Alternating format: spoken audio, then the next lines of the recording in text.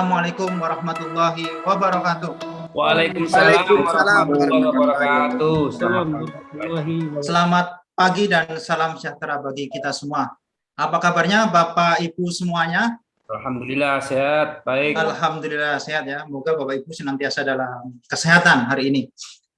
Sebelum kita memulai Legal Coaching Clinic hari ini, perkenalkan saya Aji Kurnia Dermawan, saya founder Legal and Policy Drafting Clinic yang akan memandu Legal Coaching online hari ini. Bapak Ibu yang berbahagia, marilah sebelum kita memulai acara Legal Coaching Clinic hari ini, kita awali dengan bersama-sama membaca basmalah. Bismillahirrahmanirrahim. Alhamdulillah, narasumber atau kita bisa menyebutnya sebagai coach ya, karena ini adalah Legal Coaching Clinic. Coach kita hari ini telah hadir di ruang Zoom kita, suatu kehormatan besar bagi saya, bagi Lidik ya. Yang kami hormati Bapak Zamroni, SHMKN, CRA ya. Selamat pagi menjelang siang, Coach Roni. Pagi, selamat siang. Assalamualaikum warahmatullahi wabarakatuh. Waalaikumsalam warahmatullahi wabarakatuh. Terima kasih Coach Roni sudah meluangkan waktunya untuk acara hari ini. Ucapan terima kasih juga kami haturkan kepada Bapak Ibu peserta Legal Coaching Clinic online ya atas partisipasinya dalam acara hari ini.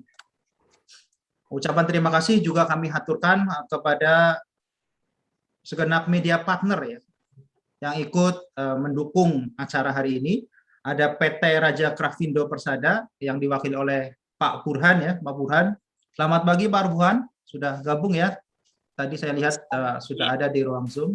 Sehat ya. Pak Burhan? Alhamdulillah sehat Pak. Sudah berapa buku ini yang hari ini terjual ini? Banyak buku dari topik-topik hukum ya dari PT Raja Krafindo Persada. Nanti kita akan ikut tayangkan, nanti kontak lebih lanjut dengan Pak Burhan. Kemudian dari Halotex juga ada Ibu Amelia, ada wakil dari bincanghukum.id, kemudian Iblam School of Law ya. Seluruh media partner yang sudah berkolaborasi dan memberikan dukungan untuk acara ini. Sebelum kita mulai sesi materi ya, bersama Coach Roni, perkenankan saya menyampaikan pengantar singkat ya mengenai Lidik. Apakah sudah terlihat di layar Bapak Ibu? Ya. Sudah ya. Mungkin 2-3 menit. Jadi penyelenggara kegiatan ini adalah Lidik ya, atau Legal and Policy Drafting Clinic. Kita punya misi ya. Tentunya misi ini adalah misi yang besar. Kita ingin menginisiasi ya, dan berkolaborasi dalam pembentukan hukum dan kebijakan yang lebih efektif, harmonis, dan bermanfaat dalam upaya mewujudkan kesejahteraan masyarakat. Jadi 2 tema penting ya, hukum dan kebijakan yang menjadi semacam core kompetensi kita ya. Core kompetensi utama kita adalah hukum dan kebijakan ya. Tentunya hukum tanpa kebijakan juga tidak mungkin terarah ya. Kita belajar mengenai kebijakan atau politik hukum.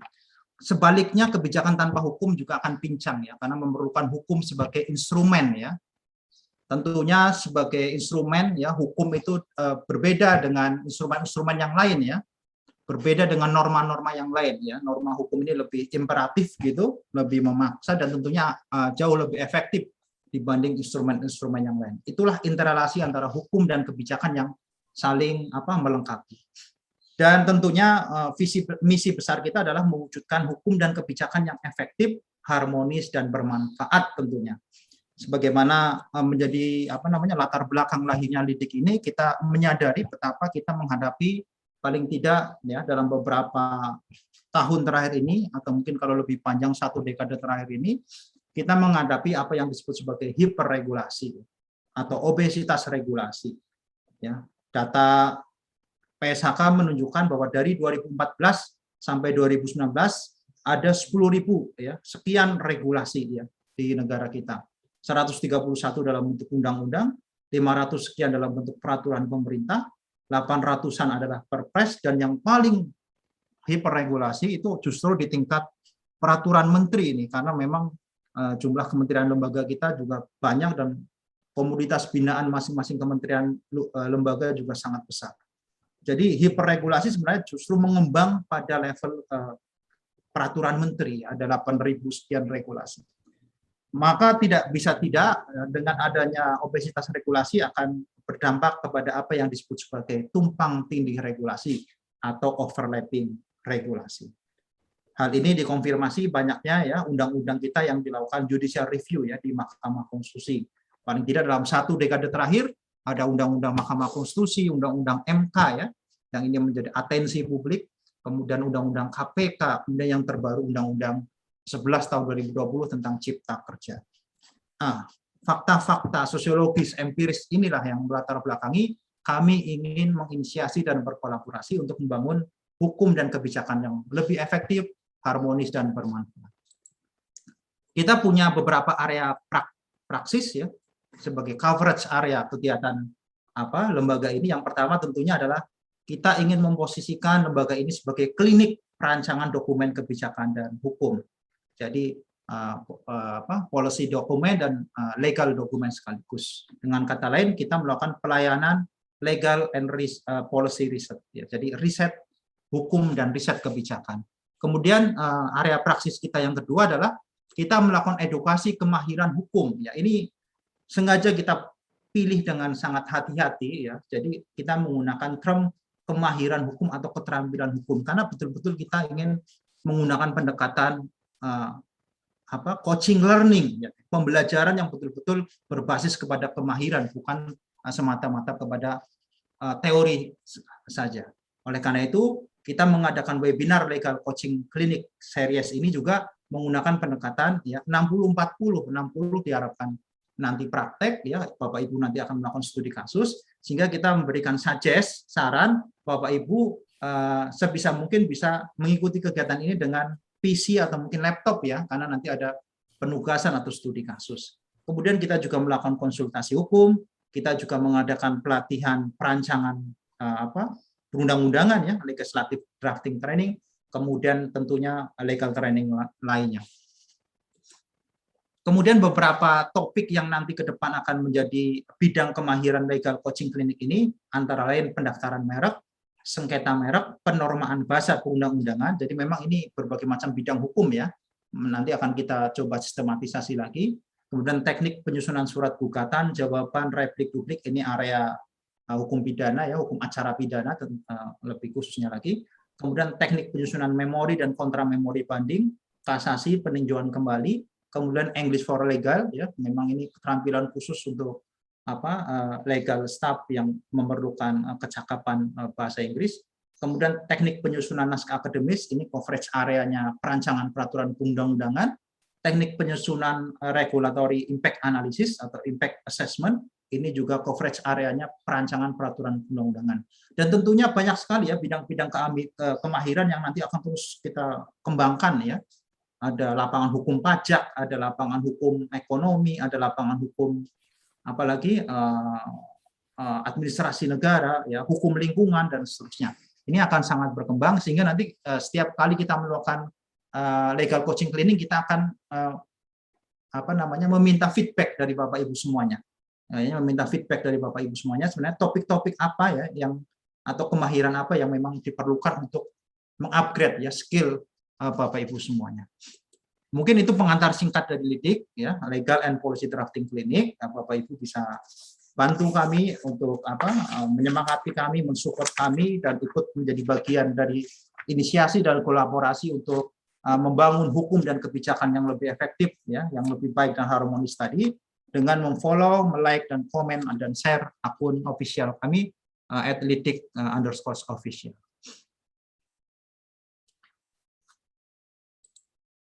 Itu pengantar singkat dari kami ya mewakili LIDIK dan kita sampai pada sesi utama hari ini ya, yaitu legal coaching clinic series ya. Kali ini mengangkat topik kemahiran perancangan legal opinion secara profesional ya. Dan alhamdulillah sekali salah satu media partner kita ya, PT Raja Grafindo Persada sudah akan memberikan door prize ya 3 buah buku ya, 3 buah buku. Yang satu akan kami berikan ya kepada peserta pertama yang melakukan registrasi ya, saya bacakan.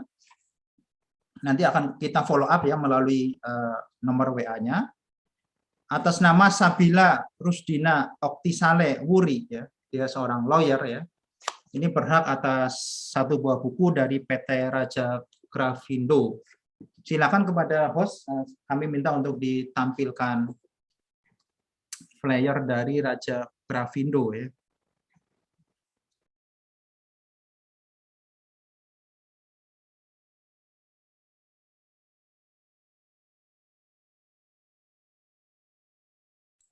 Ya, buat Bapak Ibu ya yang ingin menambah koleksi buku-buku ya, beberapa topik mengenai penelitian hukum, mengenai hukum pidana, legal drafting, hukum pemerintahan daerah, sosiologi pedesaan, bisa menghubungi Raja Grafindo ya dengan kontak Bapak Burhan. Pak Burhan sudah ada di ruang Zoom ya, Pak?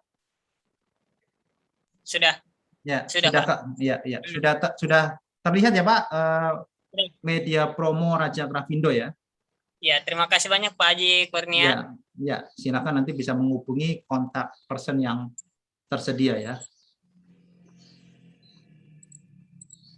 Baik, kita akan mulai materi utama ya mengenai perancangan legal opinion secara profesional. Izinkan saya untuk menyapa terlebih dahulu narasumber kita pada pagi menjelang siang hari ini. Selamat pagi menjelang siang, Coach Zamroni. Selamat pagi, Assalamualaikum warahmatullahi wabarakatuh. Bapak Sehat Ibu.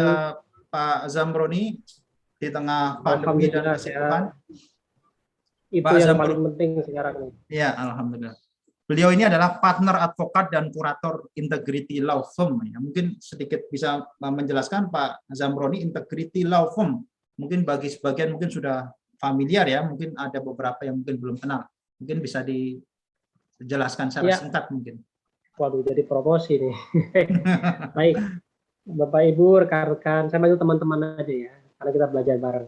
Baik, makasih teman-teman. Ya, pada prinsipnya integrity adalah sebuah law firm ya, law firm hybrid kita namanya.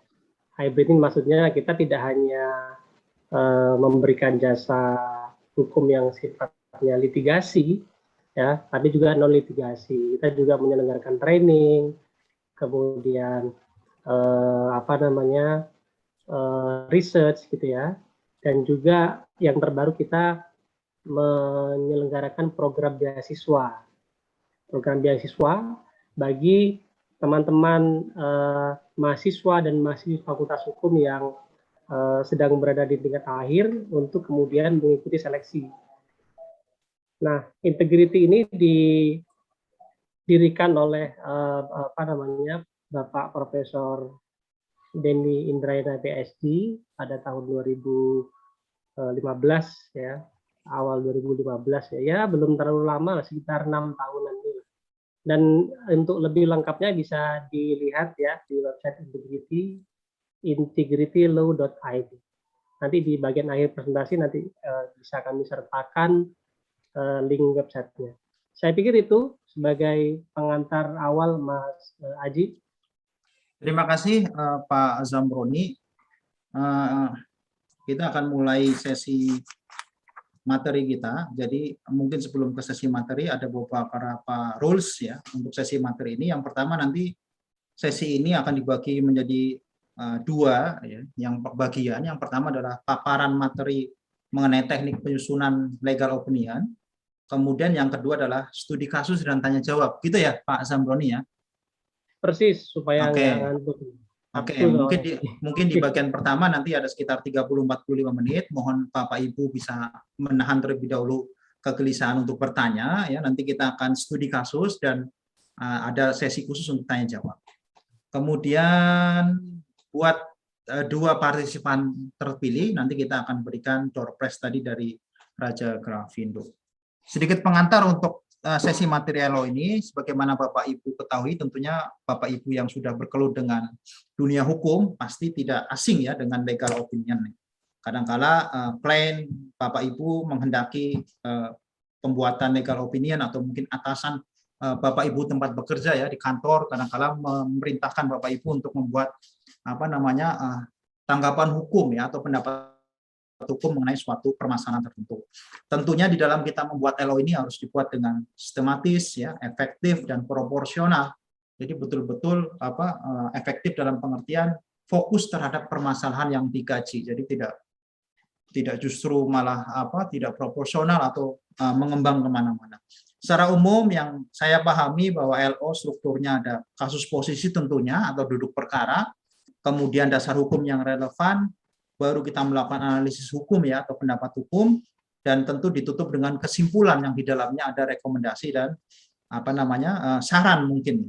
Tentunya di dalam kita mengidentifikasi dasar hukum juga kita bisa menggunakan peraturan undang-undangan, jurisprudensi, perjanjian internasional atau traktat ya, kemudian perjanjian juga ya dalam lapangan keperdataan, doktrin ya, itu nanti akan menjadi identifikasi dasar hukum yang relevan dalam kita membuat LO.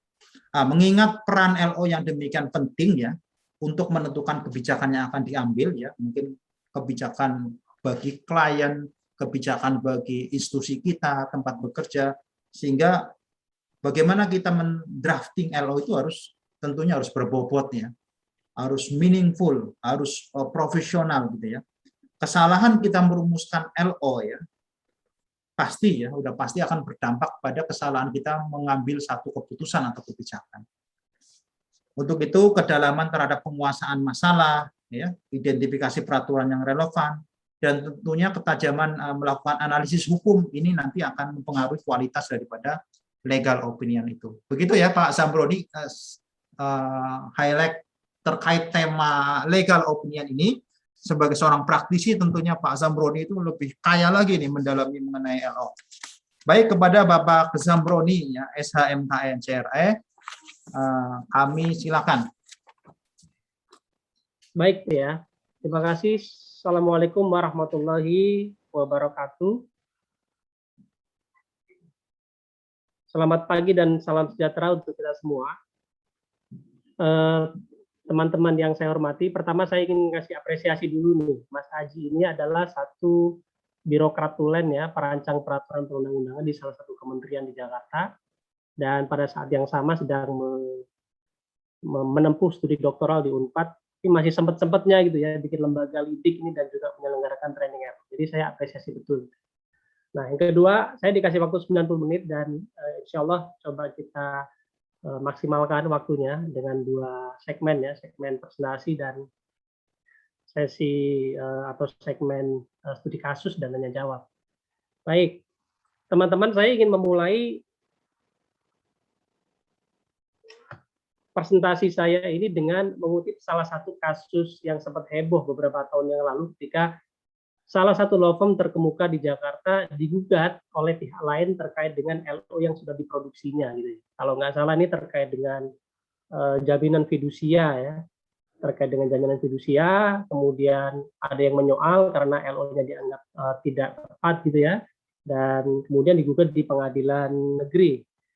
Nah, jadi dari sini kita kemudian bisa menarik benang merah dan pelajaran bahwasanya kita mesti hati-hati betul, mesti prudent, mesti teliti ketika menyusun LO karena produk yang akan kita keluarkan ini bisa bermasalah di kemudian hari, digugat perdata, ya, kemudian dilaporkan secara etik ke kalau advokat di majelis kehormatan advokat ya seperti itu.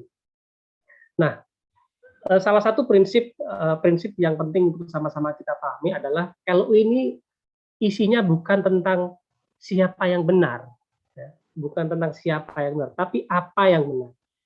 Kalau klien kita posisinya salah, ya kita katakan, Bapak Ibu klien, posisi Anda seperti ini, keliru, tetapi ini jalan keluarnya.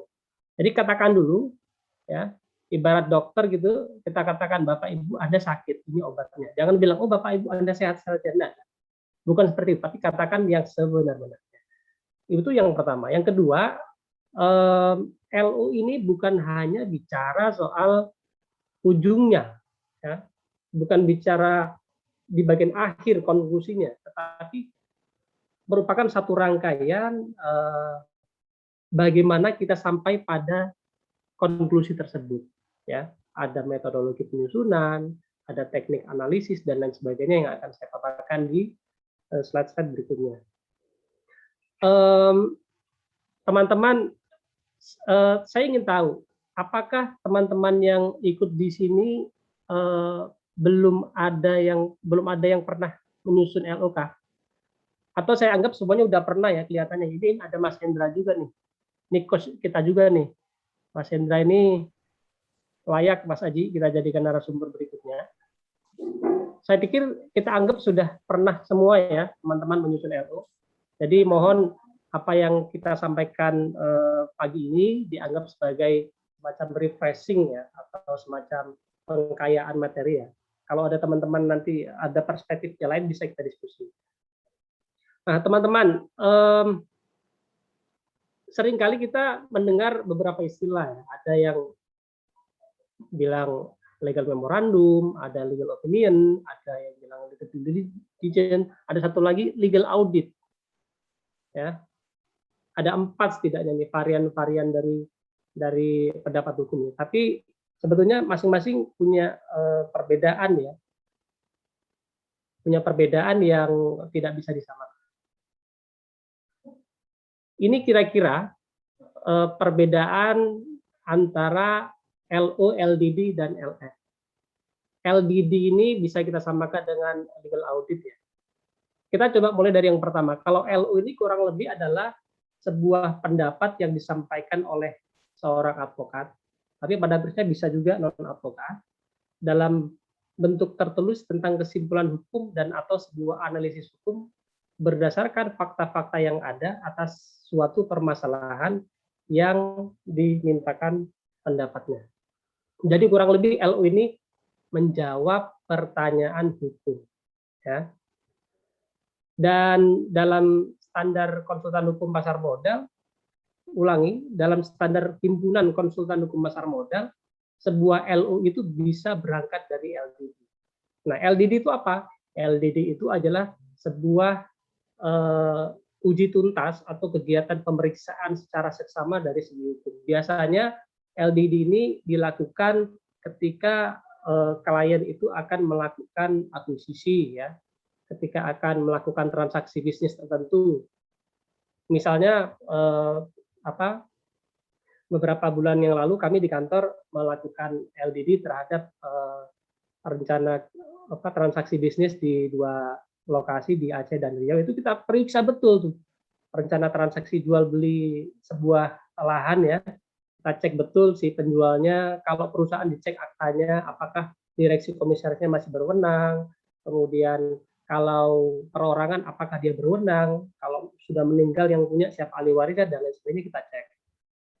Asetnya kita cek juga, perizinannya, dan ini yang juga tak kalah penting bebas perkara. Jadi kami kemarin muter-muter memeriksa sertifikat tanah itu ke pengadilan negeri, ya, ke pengadilan niaga, ke pengadilan tata usaha negara, ke kantor petanahan, lembaga arbitrase sampai kita cek juga, dan semuanya tujuannya satu untuk mendapatkan semacam clearance bahwasanya objek yang akan kita transaksikan itu sedang tidak terkait dengan sebuah perkara ya. Clean and clear.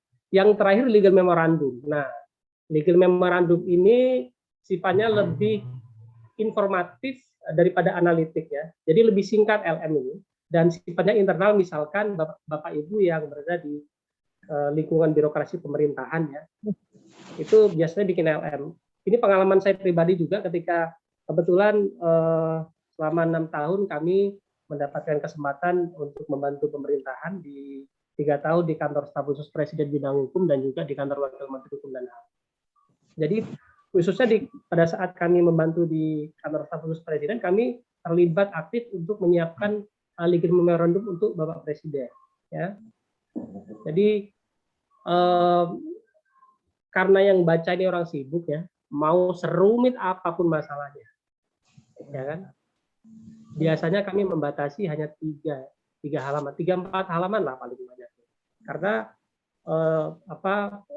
tentu yang ada di kepala pimpinan kita itu banyak sekali dan tugas kita sebagai kepanjangan tangan beliau untuk menyampaikan masukan yang lebih simple tanpa kemudian meninggalkan hal-hal yang sifatnya penting. Jadi kira-kira ini perbedaan antara LO, LDD, dan legal memorandum. Teman-teman, ini adalah beberapa prinsip-prinsip penting penulisan LO, mulai dari kita harus kritis, ya kan?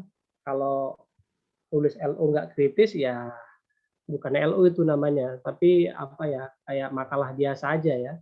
Kemudian yang kedua harus logik, harus masuk akal, ada susunan, ada alur, ya.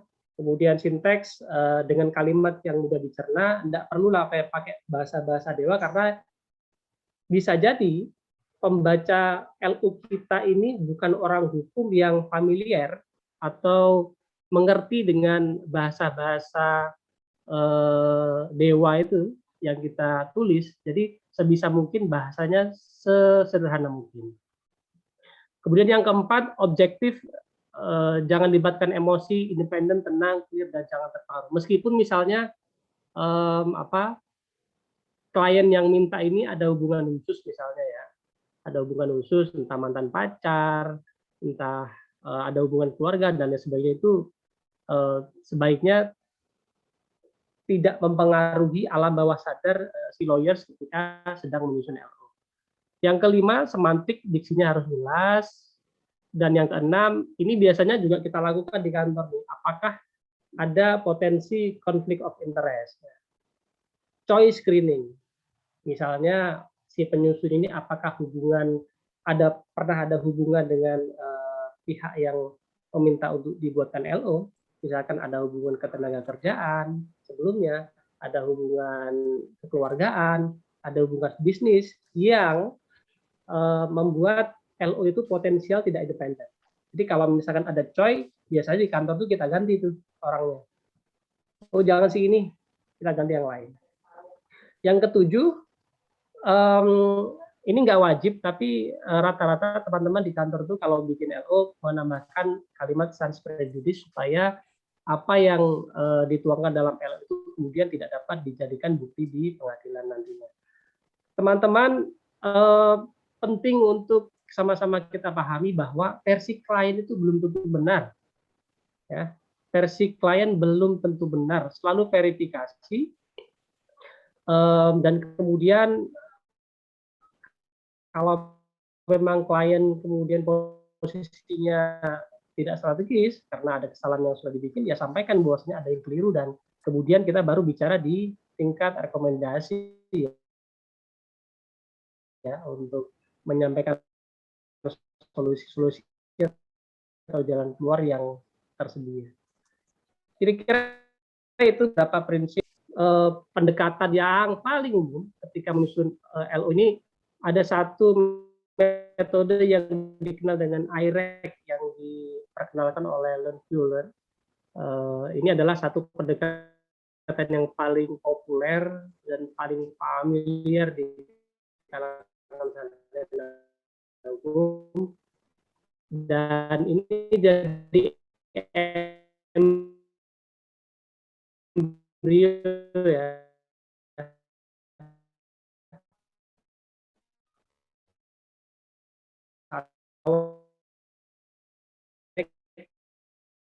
kemudian di kemudian hari berkembang dengan metode yang disediakan ya.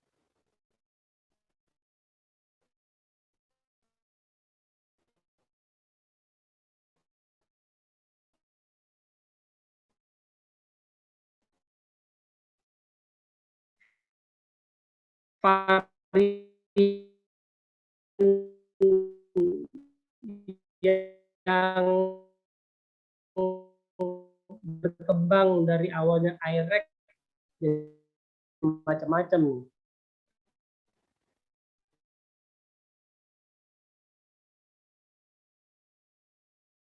Pendukung nggak ada ya, nggak ada di IREC, tapi kita tambahkan sebagai pelengkap. Yang kelima, analisis. Yang nomor 789 ini adalah tambahan ya, asumsi dan kualifikasi serta pembatasan. Nanti kami akan jelaskan di bagian selanjutnya.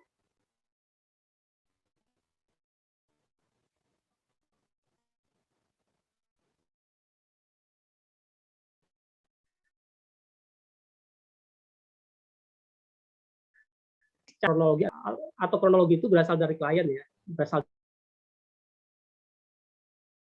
dari klien, dokumen-dokumen, kemudian jadi tapi ada juga klien, ada juga nih, ya kan? Karena misalnya yang meminta LO ini hanya ingin mendapatkan jawaban atas satu pertanyaan hukum tanpa terkait dengan kronologi fakta, itu bisa. Kemudian selanjutnya biasanya di kantor ketika kami sudah mendapatkan dokumen, kami pelajari dulu dan kemudian melakukan konfirmasi kepada si klien, betul nggak ini dokumen seperti itu? Kalau ada yang kurang kita minta kemudian dilengkapi begitu. Nah, teman-teman, fakta ini sangat penting karena akan menentukan norma hukum atau rules yang berlaku. Jadi kalau faktanya A, rules-nya B ya. Tapi kalau faktanya B bisa jadi bukan B, C, lain lagi nanti. Kemudian yang tak kalah penting, teman-teman harus bisa membedakan mana fakta yang relevan dan mana yang tidak relevan. Oleh karena itu, teman-teman perlu sama-sama memahami bahwasanya ada perbedaan antara fakta hukum dengan fakta biasa. Fakta hukum itu biasanya ada 3. 1, perbuatan hukum. Apa contohnya? Perbuatan hukum contohnya jual beli misalnya ya. Jual beli, sewa menyewa itu perbuatan hukum. Lalu ada peristiwa hukum. Peristiwa hukum itu biasanya apa? Kematian, ya. Kematian, kelahiran itu peristiwa hukum. Lalu keadaan hukum itu seperti di bawah pengampuan, ya. Di bawah pengampuan itu termasuk ke dalam keadaan hukum. Jadi bedakan antara fakta hukum dengan fakta biasa, supaya fakta atau kronologis itu nggak terlalu banyak, jadi bercampur aduk antara fakta hukum dengan fakta biasa. Teman-teman, kita boleh saja berbeda pendapat dengan rekan lawyer di kantor ya, terkait dengan pendapat ya kan? Dan teman-teman kalau faktanya berubah ya flowchart kronologis untuk membantu kita memahami secara komprehensif atas satu persoalan yang sedang kita susun LO-nya. Tentu kita agak sulit ya kalau kemudian membolak-balik dokumen, membuka file ini satu dan kemudian yang lain. Karena sebegitu banyaknya di kantor biasanya kami membuat semacam flowchart ini ya, semacam mind maps gitu ya, semacam peta persoalan yang secara umum bisa menggambarkan rangkaian kronologisnya. Ini yang coba kami susun berdasarkan kronologis di kantor, barangkali bisa menjadikan satu referensi buat teman-teman semua. Nah, kemudian berangkat ke yang kedua, bagaimana merumuskan permasalahan atau sebuah isu hukum. Yang jelas, sebuah pertanyaan hukum itu perlu disusun secara kritis dan relevan terkait dengan persoalan yang sedang dihadapi oleh klien. Isu hukum yang baik tentu saja bagaimana cara merajut antara fakta dan hukum. Rumusnya, teman-teman lihat dulu faktanya, ya, kemudian hukumnya seperti apa, dan kemudian membuatnya dalam pertanyaan. Dan tak kalah penting teman-teman, biasanya sebuah pendapat hukum itu akan saling berkait antara nomor 1 dengan nomor 2 ya. Jadi harus diurutkan ya. Mana yang nomor 1 duluan, kemudian kalau yes, bagaimana selanjutnya. Jadi perlu hati-hati supaya alurnya nyambung nanti antara pertanyaan hukum nomor 1 dan nomor 2 dan seterusnya. Yang terakhir, teman-teman ketika sudah menyusun daftar pertanyaan atau permasalahan hukum itu konfirmasi ke klien, betul nggak seperti ini ya? Hai klien, betulkah pertanyaan hukum atau permasalahan hukum yang diinginkan seperti ini? Jadi jangan hanya mau ngasih lawyer saja nih, tapi tanya ke klien gitu ya. Oke, next ini yang selanjutnya soal rules ya. Soal rules ini teman-teman perlu yang pertama perlu memahami bagaimana hierarki peraturan perundang-undangan sesuai dengan Undang-Undang 12 yang dirubah terakhir dengan undang-undang yang lain. Hierarki ini penting supaya teman-teman bisa membedakan mana peraturan yang lebih tinggi dan mana yang lebih rendah. Mulai dari undang-undang dasar sampai dengan level peraturan desa, ya. Itu penting untuk dipahami bagaimana hierarkinya. Yang kemudian kedua, jangan lupa sebelum rezim Undang-Undang 10 2004 dulu itu ada keputusan-keputusan atau basicing tapi yang memiliki materi muatan pengaturan atau reheling. Kalau nggak salah dulu ada Kepres 80 2003 tentang pengadaan barang dan jasa ya. Judulnya Kepres. Harusnya isinya kan keputusan, tapi isinya reheling, pengaturan, mengatur bagaimana tata cara, prosedur pengadaan barang dan jasa waktu itu. Dan sekarang harusnya dibaca sebagai peraturan. Kemudian yang lain, teman-teman jangan hanya berkutat pada tadi hierarki Undang-Undang 12 tadi, tapi cek juga surat edaran ya di Mahkamah Agung ini santer beredar di kalangan lawyers itu bahwasanya ini surat edaran ini mengalahin undang-undang ini keberlakuannya sangat ditakutin oleh hakim-hakim di level bawah gitu ya, di tingkat pertama, di tingkat kedua.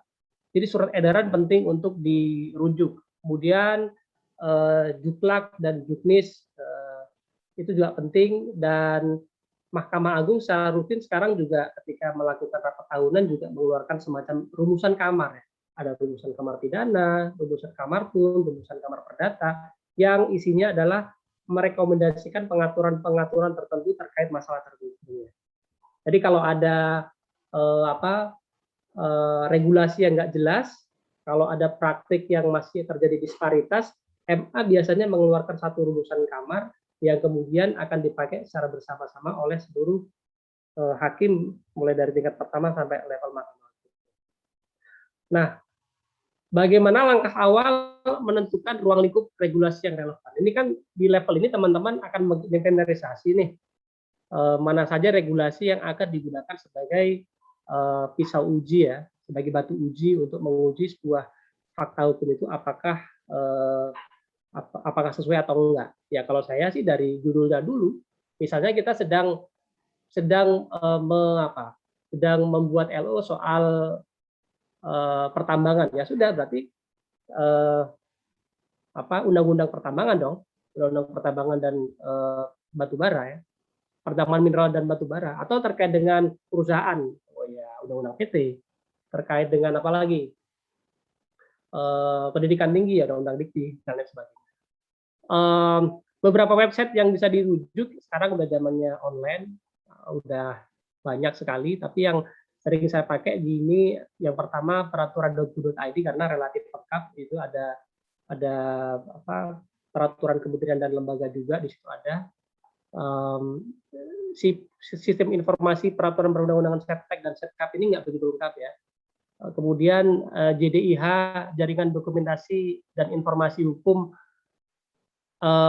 di masing-masing kementerian dan lembaga bisa juga, tetapi teman-teman mungkin akan capek karena kalau lintas sektoral isu yang sedang diteliti pasti akan lompat-lompat dari kementerian sektoral yang satu ke kementerian sektoral yang lain pasti. Atau yang bayar ada juga di hukum online kalau mau bayar. Legal access ada juga free to dan lain sebagainya.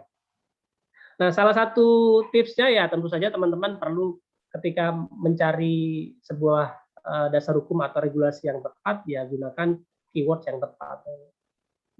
Gunakan keywords atau kata kunci yang tepat dan gunakan filter pencarian.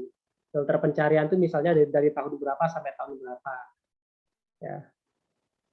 Misalnya peristiwanya tahun 2017 ya, berarti sebelum-sebelumnya yang terlalu jauh nggak perlu ya, supaya nggak terlalu banyak tadi.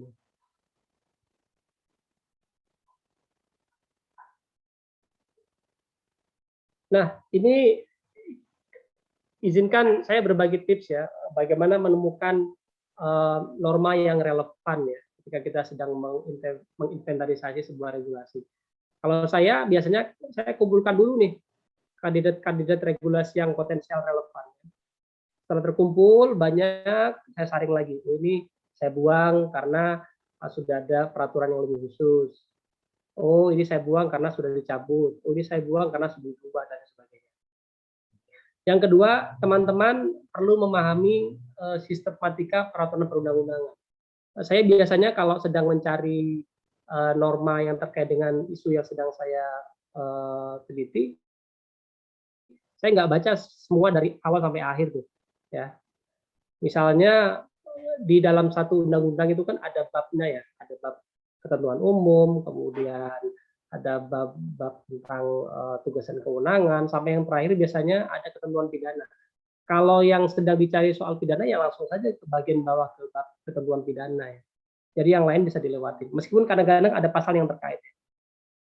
Yang selanjutnya tipsnya adalah baca cepat dan tandai. Ya, baca cepat dari awal sampai akhir. Kalau ada yang tepat, kalau ada yang sesuai, saya tandain dulu. Dan untuk kemudian saya kutip pada saat yang diperlukan.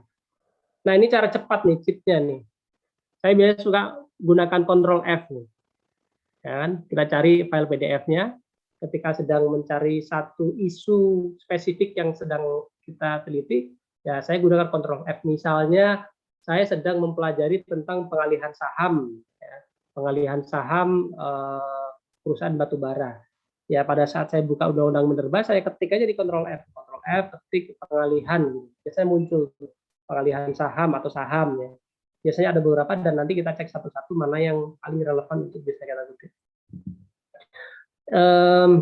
Kalau ada waktu, saya biasa bikin ringkasan atas satu peraturan perundang-undangan supaya ketika kemana-mana saya langsung baca dagingnya doang tuh. Ya. Ini juga yang saya terapkan ketika dulu ujian advokat sama ujian PPAT itu. Dulu saya coba bikin ringkasan atas peraturan pemerintah nomor 2497 tuh. Jadi kita singkat-singkat yang nggak penting. Karena kadang-kadang perumusan norma di satu peraturan perundang-undangan itu memang terlalu banyak kalimat yang nggak perlu. Jadi saya langsung cari intinya apa saja. Itu kira-kira beberapa tips ya teman-teman. Ini kesalahan umum yang sering terjadi ketika menyusun sebuah pendapat hukum.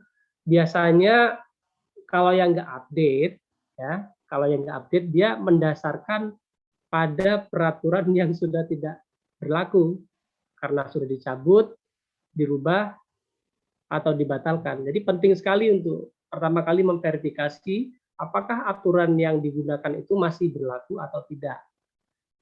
Kan sayang banget tuh, kita udah capek-capek nyusun LO, udah sampai kesimpulan, ternyata teman ada yang ngasih tahu, ini undang-undangnya udah dicabut, kan harus ngerombak lagi dari awal. Jadi pastikan betul di awal bahwa regulasi yang akan kita gunakan masih berlaku. Yang kedua, ada kalanya ada peraturan yang dihidupkan kembali, ya. Contohnya undang-undang koperasi ya. Beberapa tahun yang lalu ada pengujian undang-undang koperasi yang baru, tetapi MK membatalkannya karena dianggap bertentangan dengan asas koperasi, asas gotong royong kalau nggak salah. MK kemudian membatalkan undang-undang yang baru itu dan memberlakukan undang-undang yang lama.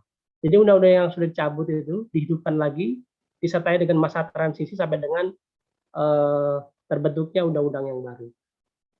Kemudian teman-teman juga perlu hati-hati ketika membaca sebuah regulasi karena ada kalanya yang dicabut itu hanya sebagian. Yang dicabut itu bukan seluruh undang-undangnya, tapi hanya sebagian. Seperti misalnya di sebelah kanan ini, slide ini ada undang-undang pencegahan perusakan hutan. Jadi dia mencabut beberapa pasal di undang-undang kehutanan. Ya. Jadi yang dicabut hanya beberapa pasal. Kemudian peraturan pelaksananya undang-undang kehutanan masih berlaku semua ya, sepanjang tidak bertentangan dengan undang-undang ini. Jadi kadang-kadang ada peraturan yang dicabut secara tegas, tapi ada yang dicabut secara gelondongan. Nah, ini agak sulit dan tricky nih, harus teliti betul ini. Dan harus hati-hati dan teliti betul ketika mengidentifikasi apakah sebuah peraturan pelaksana itu bertentangan dengan undang-undang yang di atasnya atau enggak. Nah, sekarang kita sampai pada bagian bagaimana sih merumuskan sebuah analisis ini. Kalau boleh saya katakan jantungnya pendapat hukum itu di sini, teman-teman. Jantungnya pendapat hukum di sini, di mana kalau kita ambil prinsip penulisan analisis hukum ini sebenarnya bagaimana kita menerapkan peraturan atau hukum yang relevan terhadap fakta yang relevan. Ya. Jadi hukumnya bilang apa, faktanya bilang apa, kemudian dikontekstualisasikan. Nah, di kantor kami, mungkin teman-teman yang lain bisa beda. Setidaknya kami pernah beberapa kali menggunakan dua pendekatan ya. Model yang pertama itu kita mengawali dulu dengan narasi yang berisi penjelasan tentang isi dari sebuah norma. Ya. Kemudian yang kedua, paragraf selanjutnya baru dikontekstualisasikan dengan fakta dan isu hukum yang sedang kita tulis. Kalau yang pertama tadi aturannya, paragraf selanjutnya adalah faktanya. Faktanya kita urai dan kemudian diakhiri dengan penarikan konklusi ya. Penarikan konklusi atau kesimpulan di subbab itu. Atau model yang kedua ini kebalikan dari model yang pertama. Yang pertama itu fakta dan isu hukumnya apa dulu ya. Kemudian baru kita uji dengan aturan hukumnya dan diakhiri dengan penarikan konklusi. Kira-kira ini contohnya teman-teman, bagaimana cara merumuskan analisis hukum secara sederhana ya. Tentu kalau yang ribet-ribet, kalau yang agak kompleks nggak sederhana ini. Karena akan ditambahin dengan jurisprudensi, ditambahin dengan teori, asas-asas hukum, studi komparasi, dan lain sebagainya. Kalau yang model pertama jelas, tadi di paragraf awal kita uraikan dulu pasalnya dari sebuah peraturan perundang-undangan yang akan kita kutip, misalnya terkait dengan larangan untuk memindah tangankan izin usaha pertambangan.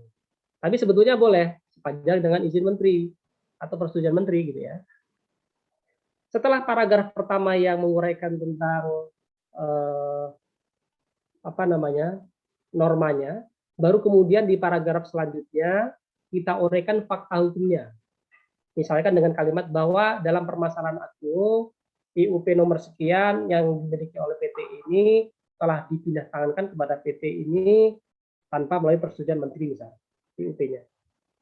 Baru kemudian di paragraf yang terakhir ditarik sebuah kesimpulan adanya pertentangan antara poin 1 dengan poin 2. Aturannya bilang harus izin, nah si perusahaan ini tanpa melalui izin atau persetujuan dari menteri. Dan karenanya bertentangan dengan pasal sekian Undang-Undang Minerba. Kira-kira begitu untuk contoh merumuskan analisis hukum dengan menggunakan model yang pertama. Kita coba lihat model kedua. Nah, ini model kedua ini simpel juga karena hanya kebalikan dari model yang pertama. Kalau yang pertama tadi normanya dulu, faktanya kemudian kesimpulan, ini dibalik. Yang paling pertama adalah faktanya dulu, kemudian normanya, dan yang terakhir ditutup dengan kesimpulan. Jadi teman-teman jangan dibayangkan sulit dulu ya nyusun LO. Jadi pada prinsipnya ketika menyusun LO, bayangkan yang gampang-gampang dulu. Dan saya yakin teman-teman di sini akan dengan mudah bisa menyusun sebuah LO. Kita lanjutkan, nah ini tadi yang saya bilang, teman-teman, untuk LO yang sederhana, mungkin bisa dijawab dengan ngutip pasal doang. Ya. Tetapi untuk LO yang sifatnya kompleks, yang rumit, ya, itu kadang-kadang diperlukan banyak pendekatan tambahan ya. Ada teori, ada jurisprudensi, ada komparasi. Karena kita sama-sama paham bahwasanya regulasi itu selalu tertinggal dengan perkembangan hukum masyarakat. Yang sekarang terbaru ini kan apa nih, Bitcoin, cryptocurrency, itu belum diatur tuh. Jangankan soal kripto ya, apa ya, semua hari. Ojek online deh. Ojek online ya, ojek online kan nggak diatur dulu. Ya kan, sempat mau dilarang kan dulu ya. Ya itu tadi karena regulasi selalu terlambat untuk mengantisipasi perkembangan hukum masyarakat. Tadi sudah untuk isu hukum yang sederhana bisa dijawab hanya dengan regulasi ANSI. Itu tadi, gunakan metode penafsiran hukum karena misalnya sebuah undang-undang itu rumusan normanya nggak jelas. Bisa dengan memperjelasnya dengan menggunakan beberapa metode penafsiran. Argumentum a contrario, gramatikal, original intent ini contohnya ketika misalkan ada satu rumusan norma dalam satu pasal nggak jelas ya, multitafsir, penjelasan pasalnya bilang cukup jelas. Salah satu cara untuk memperjelas apa maksud dari pembentuk undang-undang itu adalah dengan melihat original intent-nya. Original intent ini adalah satu buku risalah pembahasan undang-undang. Biasanya di perpustakaan DPR tuh ada satu buku tebal isinya notulensi rapat pembahasan sebuah peraturan perundang-undangan, dan biasanya akan terlihat di situ maksud dari pembentuk undang-undang itu apa terhadap satu pasal. Oh, maunya begini sebetulnya. Itu bisa jadi salah satu alat bantu untuk memperjelas rumusan norma dalam regulasi yang kurang. Kesalahan umum, menjabarkan seluruh peraturan umum tanpa menyebutkan normanya. Ya disebut dong pasalnya. Jangan hanya menyebutkan undang-undangnya, tapi sebut pasalnya supaya klien bisa men-trace kemana nanti sebuah pasal itu berasal. Selanjutnya, sebagai tambahan, tadi ya, untuk isu hukum yang lebih kompleks, ada potensi tidak dapat dilakukan hanya dengan regulasi. Karena ada kekosongan hukum, karena memang sama sekali belum diatur ya, atau peraturan pelaksanaannya belum terbit. Yang lagi ramai ini soal fiktif positif ya. Fiktif positif bukan lagi kewenangan petun, tapi diatur dalam Perpres, tapi Perpresnya belum keluar. Kemarin teman-teman lawyers banyak yang mengajukan gugatan fiktif positif, banyak yang ditolak tuh di NO oleh pengadilan. Ataupun peraturan dibatalkan MA atau Mahkamah Konstitusi tanpa masa transisi. Yang kedua, aturannya ada tapi nggak lengkap, atau aturannya ada tapi saling bertentangan. Ada juga tuh, karena harmonisasinya nggak maksimal ya, antara satu kementerian dengan kementerian lain saling bertentangan bisa jadi. Yang terakhir, aturannya ada, tapi multitafsir akibat rumusan norma yang tidak tepat. Ini soal regulasi. Yang kedua, soal teori dan jurisprudensi. Jadi teman-teman ketika menyusun LO, kalau regulasi nggak cukup, kita akan tambahkan teori. Ya, teori itu kadang-kadang ada di dalam pasal, kadang-kadang nggak ada. Yang ada dalam pasal itu biasanya UPB, asas peradilan murah cepat sederhana, asas-asas kepastian hukum, asas-asas yang lain yang biasanya muncul di dalam satu undang-undang itu bisa kita tambahkan. Kalau yang nggak ada itu bisa jadi sumber tuh. Biasanya dari buku-buku profesor ya, buku-buku yang ditulis oleh para ahli hukum biasanya mencantumkan banyak sekali teori-teori atau doktrin-doktrin yang sebetulnya nggak ada di peraturan perundang-undangan. Penting untuk teman-teman sama-sama pahami bahwa teori bisa beda-beda. Si Profesor A bilang A, Profesor B bilang B, dan keputusan ada di teman-teman akan menggunakan yang mana. Tetapi kalau kami biasanya menggunakan teori yang mendukung argumen utama dalam sebuah pendapat hukum dan yang paling banyak diikuti. Itu salah satu prinsipnya. Kemudian yang kedua, ini jurisprudensi dalam tanda kutip ya, karena tidak semua putusan lembaga peradilan atau lembaga kuasi yudisial itu termasuk dalam jurisprudensi. Jurisprudensi ini penting juga, dan perlu teman-teman pahami bahwasanya tidak semua putusan Mahkamah Agung yang telah berkekuatan hukum tetap itu bisa menjadi jurisprudensi. Ya, biasanya harus diterapkan berulang-ulang, ya kan, dalam sekian jangka waktu yang lama, dan tidak ada pertentangan, tidak ada disparitas, dan kemudian baru Mahkamah Agung menetapkannya sebagai jurisprudensi. Tetapi seringkali juga ketika jurisprudensinya pun nggak ada, ya, teman-teman di kantor juga menggunakan putusan Mahkamah Agung meskipun bukan jurisprudensi ya. Jadi tetap aja kita pakai daripada nggak ada, karena dalam dunia lawyering tuh selemah-lemahnya argumen itu lebih bagus daripada nggak ada argumen. Selanjutnya terkait dengan putusan lembaga peradilan, gimana kalau ratio disidendi atau pertimbangan hukum putusan MK saling bertentangan? Misalnya apa nih, undang-undang KPK ya, undang-undang KPK dulu itu MK memutus bahwasanya KPK ini adalah satu lembaga atau komisi negara independen ya, yang terlepas dari pemerintah. Tetapi putusan yang terbaru mengklasifikasikan KPK sebagai lembaga negara eksekutif yang melaksanakan kewenangan di bidang yudikatif. Nah, kalau ada pertentangan antara dua pertimbangan putusan MK, mana yang dipakai? Ya kalau saya yang pakai yang paling baru, karena pertimbangan hukum MK ini bisa putusan peradilan yang terbaru yang bisa dirujuk. Yang terakhir, lembaga kuasi yudisial. Ini selain lembaga peradilan, ada lembaga-lembaga yang bisa dirujuk. Ada putusan KPPU, putusan Komisi Informasi Publik, putusan Bawaslu, ya kan. Kemudian putusan dalam tanda kutip ombudsman ya. Ombudsman ini biasanya produknya LHP, laporan akhir hasil pemeriksaan. LHP yang kemudian merujuk pada rekomendasi dari ombudsman. Ini beberapa yang bisa digunakan sebagai suplemen atau tambahan selain daripada regulasi untuk menjawab satu persoalan hukum. Yang terakhir, komparasi ini sifatnya tidak mengikat teman-teman, tetapi saya pikir bermanfaat untuk dapat memberikan best practices dan digunakan ketika regulasi, ketika teori, ketika jurisprudensi yang ada itu masih kurang nendang gitu. Jadi untuk memperkuat 3 basis tadi ya kita tambahkan saja komparasi.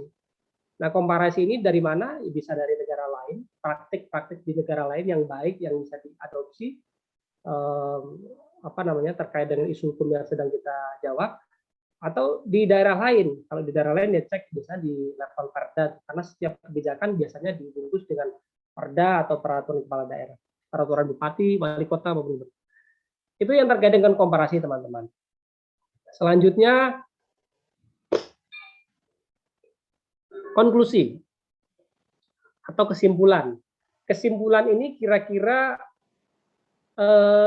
merupakan highlights atau intisari ya, jawaban atas pertanyaan hukum dalam sebuah legal opinion yang dirumuskan secara positif atau negatif. Secara positif atau negatif. Sesuai dengan peraturan perundang-undangan atau bertentangan dengan peraturan perundang-undangan. Ya, misalnya. Dan tentunya disusun secara singkat, padat dan jelas. Dan ini penting, jumlahnya harus sama dengan pertanyaan. Jadi kalau pertanyaannya 3, ya konklusinya 3. Dan tak kalah penting teman-teman, jangan pernah memberikan janji-janji kepada klien.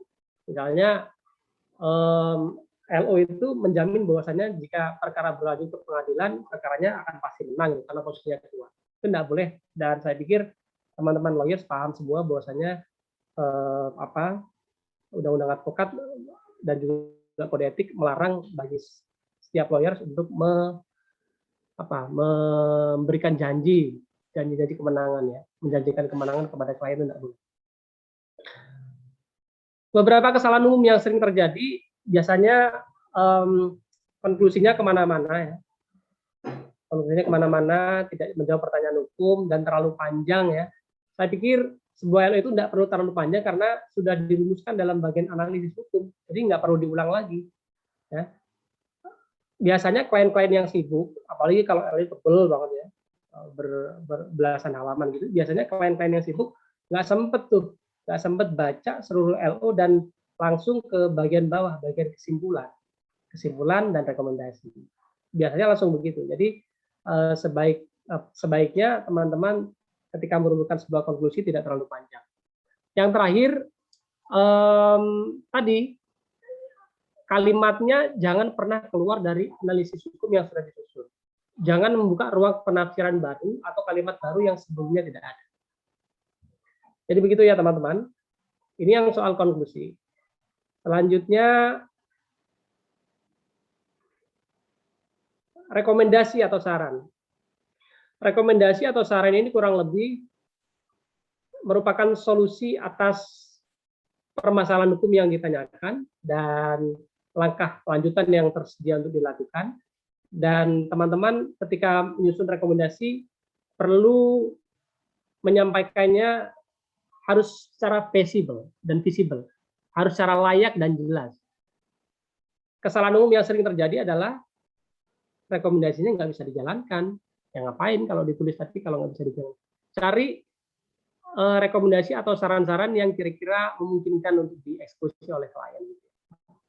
Dan yang tak kalah pentingnya, jangan pernah memaksakan diri masuk ke dalam substansi yang bukan keahlian teman-teman. Misalnya ketika kita sedang menganalisis sebuah persoalan hukum yang terkait dengan tindak pidana penganiayaan misalnya ya. Ada luka di situ. Kemudian kita mengomentari dari sisi kedokteran gitu ya. Ini lukanya luka dalam, kemudian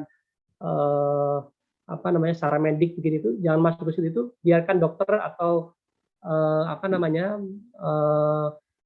ahli yang lain yang lebih kompeten untuk menjelaskan soal itu.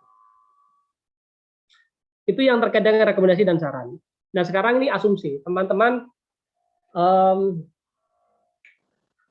terkait dengan asumsi ini penting untuk dicantumkan di bagian awal atau akhir. Tapi kalau di kantor kami biasanya mencantumkan di bagian akhir untuk memberikan perlindungan kepada teman-teman lawyers ketika sedang menyusun LO. Ya. Yang pertama, kita perlu sampaikan asumsi ini bahwasanya dokumen yang diberikan atau diperlihatkan kepada kita itu sama persis dan serupa dengan dokumen-dokumen aslinya, ya kan? Jadi kalau ada perbedaan kita udah bisa sampaikan ini loh, kita sudah menandatangani asumsi di sini. Yang kedua, para pejabat berwenang ataupun pihak-pihak yang menandatangani dokumen-dokumen tersebut adalah benar. Ya tentu saja kita harus memastikan bahwasanya di dalam asumsi ini para pejabat yang berwenang atau pihak-pihak yang menandatangani itu adalah betul-betul orang yang benar gitu ya. Dan yang terakhir, kita perlu menulis bahwasanya seluruh keterangan dan informasi baik dalam bentuk tulisan maupun lisan itu adalah benar. Nah, ini perisai pelindung yang bisa digunakan oleh teman-teman lawyers. Kalau notaris biasanya menggunakan narasi begini. Di dalam aktanya ya, di dalam aktanya biasa menggunakan kalimat menurut keterangannya. Jadi notaris sering kali menggunakan menurut keterangannya. Dalam hal ini bertindak untuk dan atas nama PTX. Jadi ketika nanti notarisnya diperiksa di kepolisian terkait dengan sebuah tindak pidana, notarisnya bisa membela diri. Pak, saya didatangi klien, ya, penghadap, kemudian membuat akta, dan saya menuliskan di dalam akta saya itu berdasarkan keterangan klien. Ya.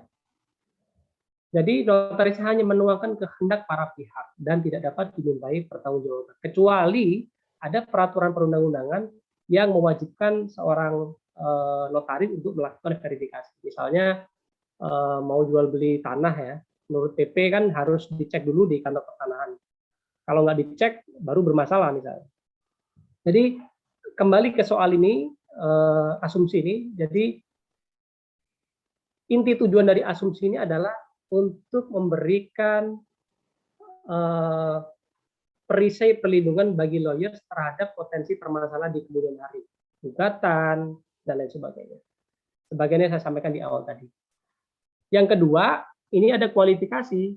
Kualifikasi ini sebagai penjelasan bahwasannya sebuah LO itu hanya disusun berdasarkan peraturan perundang-undangan yang berlaku di Indonesia dalam tataran yuridis normatif dan nggak terkait dengan realitas kondisi sebenarnya di lapangan ya. Kemudian hanya terbatas pada permasalahan yang diajukan. Jadi kalau yang di luar pertanyaan hukum nggak dibahas. Jadi supaya kalau klien nanya, Mas, ini kenapa nggak dibahas? Ya kita bisa menunjukkan kualifikasinya.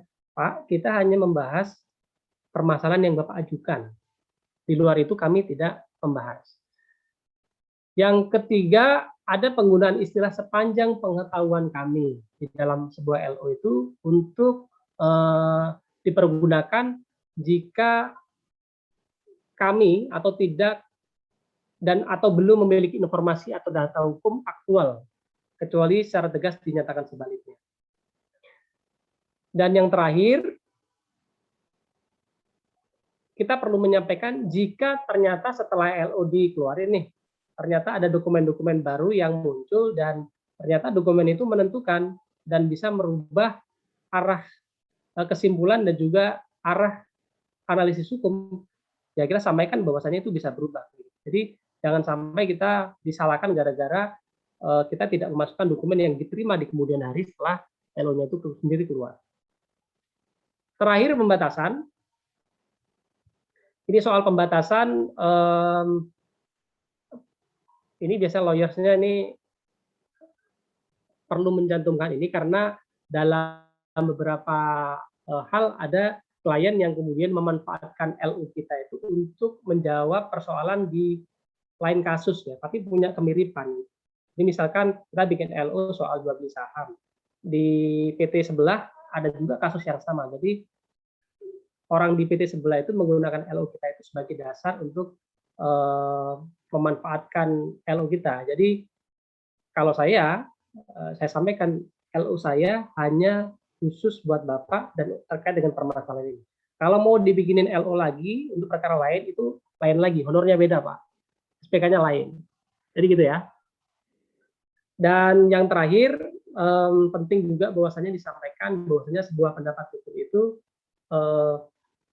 hanya kita tujukan kepada klien tertentu dan tidak diperkenankan untuk disebarluaskan salinannya kepada pihak lain kecuali atas persetujuan dari si pembuat LO itu sendiri.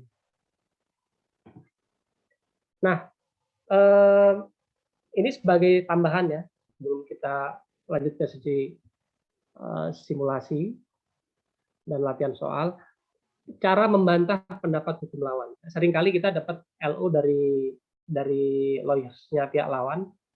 Gimana cara membantahnya? Ya, kalau saya yang pertama dari 5 huruf itu, PAIREC itu, satu-satu kita belejetin dulu tuh.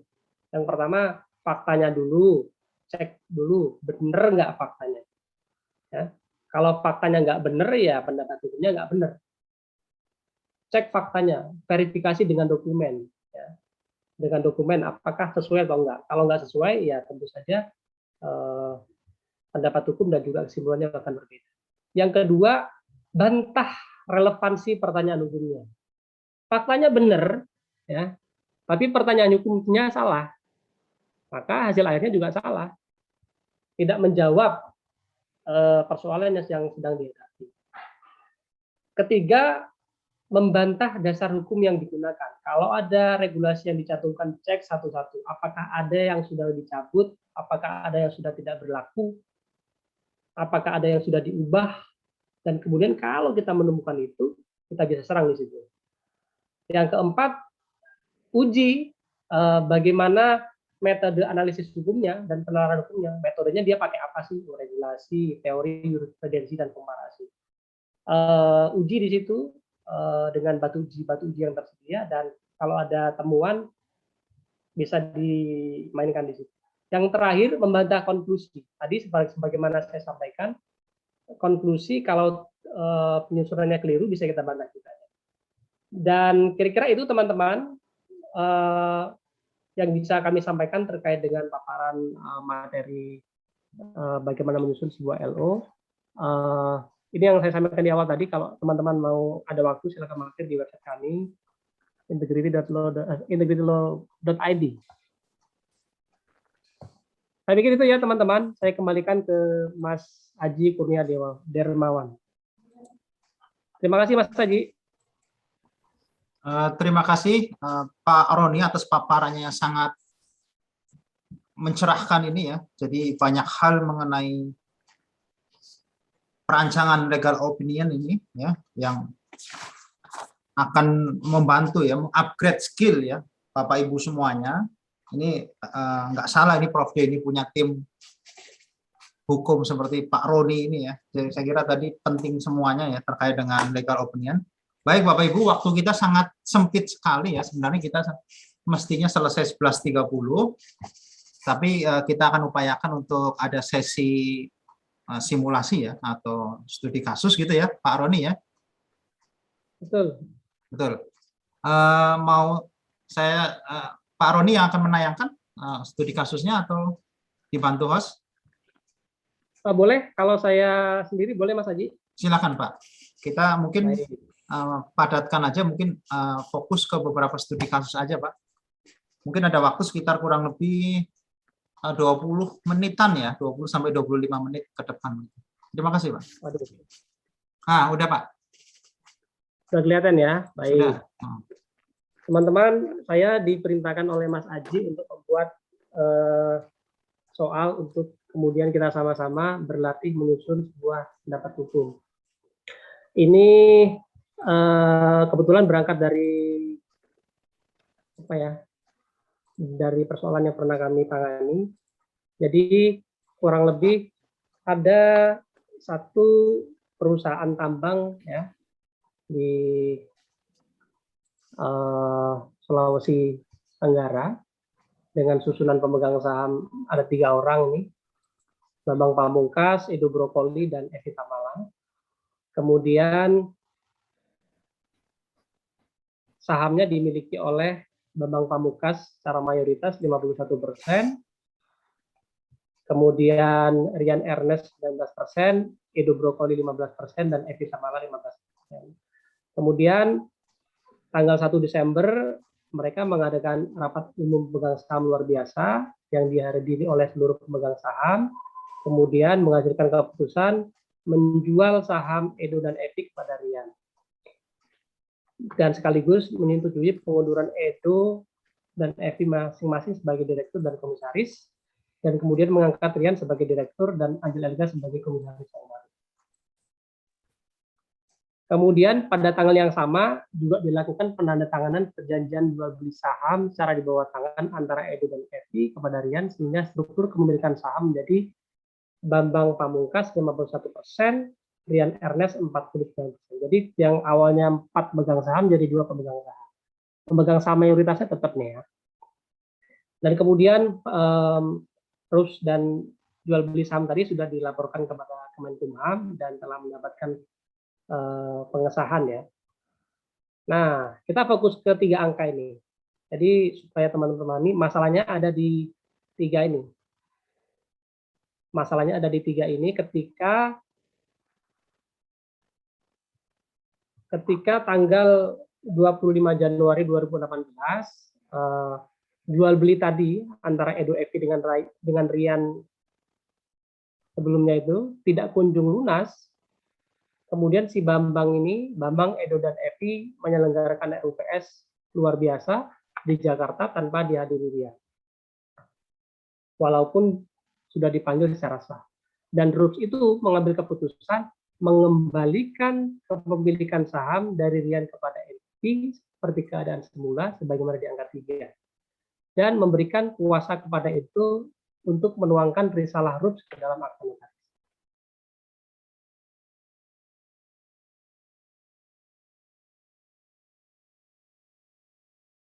Tapi kemudian karena nggak kunjung lunas, perjanjian jual belinya dibatalin melalui RUPS. Kira-kira begitu singkat ceritanya Mas Haji. Nah, kemudian Edo yang mendapatkan kuasa RUPS tadi menghadap notaris dan membuat akta pernyataan keputusan RUPS dan mendaftarkannya kepada Kementerian Hukum dan HAM. Nah, Rian Ernest ini yang nggak hadir ini kaget. Loh, kok sahamnya saya 30% hilang? Kemudian si Ernest ini, si Rian Ernest datang ke teman-teman semua sebagai lawyers dan meminta untuk dibikinin LO, pendapat hukum, terkait dengan persoalan yang dihadapi tadi. Inti persoalannya adalah dia kehilangan saham 30% tanpa menghadiri rules dan meminta dibikinin LO. Nah, dari sini kemudian kita coba sama-sama susun LO-nya ya teman-teman ya. Jadi sambil nyusun LO, sambil kita diskusi. Kalau ada teman-teman yang mau interupsi, mau nimbrung, mau berpendapat, dipersilahkan ya. Baik, sekarang saya buka ke format ini dulu. Format LO. Format LO.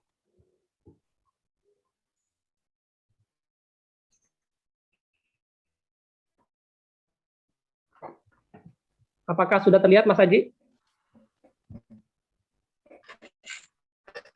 Belum, Pak. Belum tetap. Oh, belum ya? New share.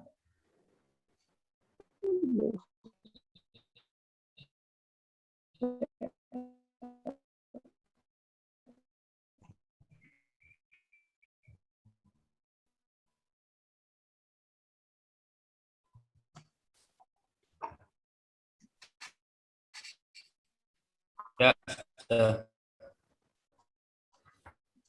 Sudah kelihatan ya? Ya. Mungkin harus stop share dulu ya, ganti share screen. Sudah. Sudah kelihatan, Mas Haji? Baik. Ya, pada prinsipnya sebuah LO itu diawali dengan surat terlebih dahulu. Kalau teman-teman hukum LO, kemudian ditujukan kepada siapa dan juga perihalnya apa terkait kepemilikan saham PT PLC. Selanjutnya diawali dengan kali perlu disebutkan ini beberapa terkait persoalan ini, maka pergerakan kami advokat dan penegak hukum pada Aji Kurnia Dirmawan Law Firm menyampaikan pendapat hukum sebagai berikut.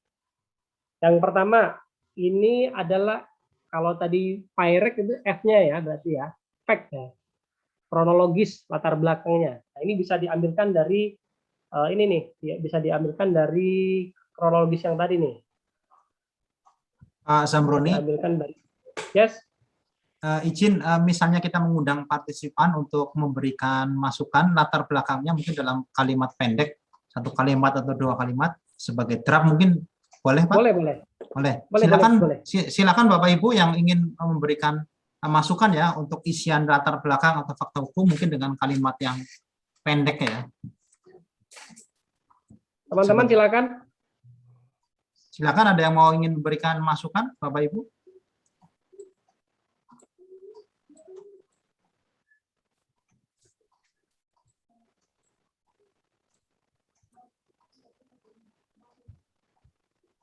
Belum ada ya? Kalau belum ada mungkin bisa lanjut dulu Pak Zamroni. Bisa terlihat? Bisa. Baik. Untuk mempercepat waktu, saya kopas dari soal tadi ya. Silakan Pak. Yang jelas prinsipnya adalah ketika menyusun sebuah latar belakang atau fakta hukum ini sesuaikan dengan urutan tanggalnya. Jadi ini urutan tanggal 1 Desember 2017. Ya. Pada tanggal yang sama, Desember 2017. Kalau sudah sesuai dengan tanggalnya, kemudian kalau memang ada yang perlu di-drop karena itu bukan fakta hukum, ya silakan. Kalau fakta biasa dan kira-kira tidak terlalu relevan, bisa di-drop ya teman-teman ya. Jadi ini kira-kira udah oke ya. Ada pertanyaan soal fakta hukum? Jelas ya, gampang ya. Intinya ini kronologis deh. Fakta hukum ini intinya adalah kronologis perkara. Jadi fakta hukum ini tergantung informasi dari klien ya, Pak Zamroni ya. Persis. Ya, kita harus Tergantung bisa bisa menggali informasi yang lengkap gitu, mendalam dari klien. Tentunya dengan terus melakukan klarifikasi dan falsifikasi ya, kebenaran dari informasi daripada klien. Mungkin itu. Baik, kalau nggak ada pertanyaan lanjut ya. Pak, Kita ke Pak, izin Silakan. bertanya Pak. Pak Maralus, Maralus. Pak. Ya. Kan Bapak buat tadi kan kronologisnya. Pertanyaannya, apakah di dalam LO itu kita membuat langkah-langkah atau upaya hukum apa yang harus kita lakukan terkait kehilangan sahamnya si Ernest tadi, Pak? Apa di LO ini kita buat juga seperti itu? Misalnya upaya hukum yang akan kita lakukan karena saudara Ernest kehilangan saham akibat yang ditimbulkan gitu, Pak. Apa dibuat seperti itu juga? Ya, langsung terima saya kasih jawab Pak. ya. Silakan Pak Jawabannya Zamroni. iya, Pak. Jawabannya iya, betul. Itu kita sampaikan di bagian rekomendasi nanti, di bagian bawah, Pak, di bagian kesimpulan rekomendasi. Baik, Pak. Terima kasih, Pak. Oke. Baik. Ada lagi? Kalau nggak ada, berarti kita coba ya rumuskan permasalahan atau isu hukumnya. Kalau sebagaimana saya sampaikan tadi kan inti persoalannya di angka 789 ya. Jadi di sini ada perbuatan hukum RUPS di Jakarta. Ya. Ada RUPS di Jakarta tanpa dihadiri Rian. Sedangkan tadi apa nih? PT Chelsea ini kedudukan hukumnya di Kendari. Jadi dia di luar tempat kedudukan hukumnya RUPS. Ini satu. Yang kedua, kemudian ada tindakan di mana dia mengembalikan saham dari Rian kepada Edo, ya kan, tanpa dihadiri oleh Rian. Ya, jadi sahamnya dialihkan orang tapi dia nggak hadir, bisa nggak? Itu dua soal yang bisa kita jadikan rumusan masalah. Coba ya. Kita rumuskan. Ada teman-teman yang mau usul rumusan masalah? Silakan Bapak Ibu. Ada yang memberikan masukan terkait permasalahan ya atau isu hukum.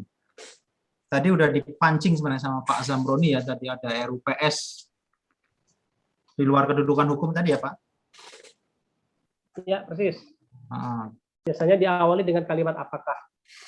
Kalau enggak, coba saya bantu ya. Nanti kalau misalkan sudah tersusun pertanyaan hukumnya, nanti mohon dibantu untuk dijawab di bagian analisis hukumnya ya.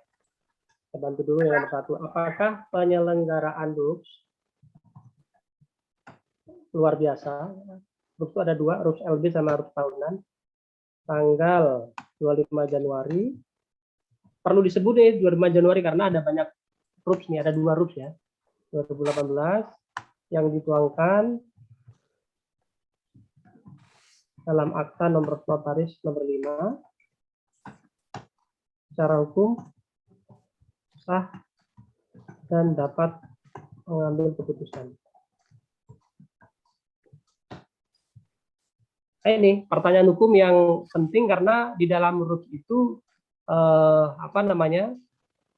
penyelenggaraan di luar tempat kedudukan potensial bermasalah dan dia mengambil keputusan yang merugikan Rian Ernest ini. Jadi penting untuk kita jadikan salah satu rumusan masalah. Yang kedua, ada masukan? Silakan Bapak Ibu. Pak Zamroni, Coach Zamroni, kayaknya layarnya kurang ke bawah ya. Biar. Oh, kurang ke bawah. Ya, nggak bisa baca naik turunnya atas nih. Bukan Bapak, layar Bapak. Oh, sorry. Terima kasih Pak. Yang kedua silakan Bapak Ibu. Masukannya Pak Subianto mungkin dari Perhutani. Kira-kira apalagi permasalahan yang bisa diidentifikasi, Pak? Apakah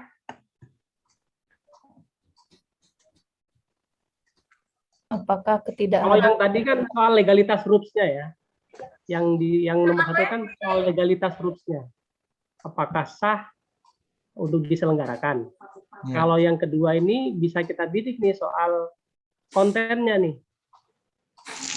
Apakah apakah pemberian share ke pihak asing tanpa persetujuan pemegang saham dalam hal ini Rian Ernest dibolehkan seperti itu Pak ya? Kurang lebih bisa masuk tuh Pak, cuman kurang sedikit lagi Pak. Kurang sedikit lagi ya yang saya bantu ya Pak.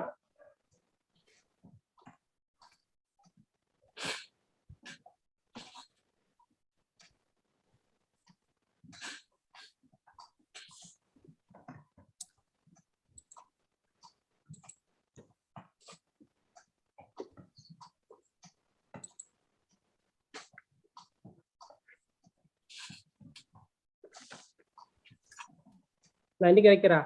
Jadi yang membedakan pertanyaan nomor 1 dengan nomor 2 adalah yang nomor 1 ini soal keabsahan RUPS-nya.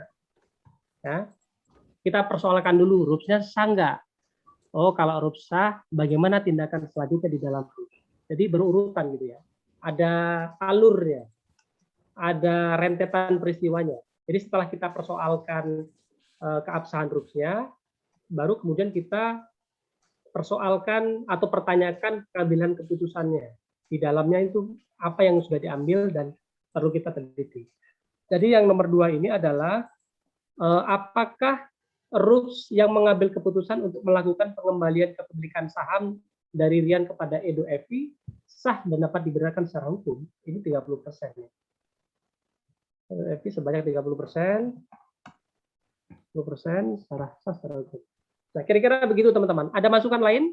Upaya hukum apa yang harus ditempuh untuk penyelesaian tindak lanjutnya? Bisa juga, Pak. Apa upaya hukum yang tersedia? Tapi supaya nggak panjang, tadi saya cuma 2 aja, Pak. Yang dapat dilakukan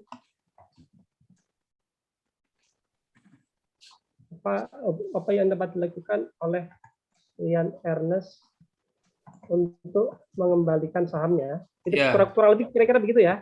Iya, iya. Nanti kalimatnya bisa dirapikan lah. Tapi kira-kira pada prinsipnya ini kalimatnya. Itu bisa juga Pak, 3 ini. Sementara cukup 3 dulu ya. Baik, sekarang kita coba dasar hukum. Kira-kira apa ya, dasar hukumnya apa coba? Kalau membaca persoalan yang tertuang dalam kronologis kan yang jelas soal 1, soal pertambangan ya. 2, soal perseroan terbatas. Berarti yang perlu kita rujuk apa nih? Undang-undang dong. Undang-undang apa, Pak? Undang-undang perseroannya, Pak. Persis, Pak. Undang-undang nomor 40 tentang perseroan terbatas. Ada lagi, Pak?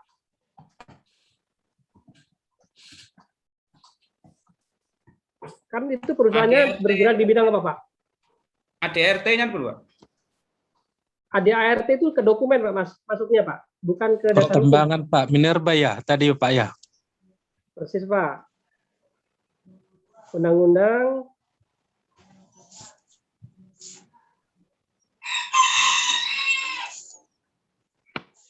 Minerba, Pak ya.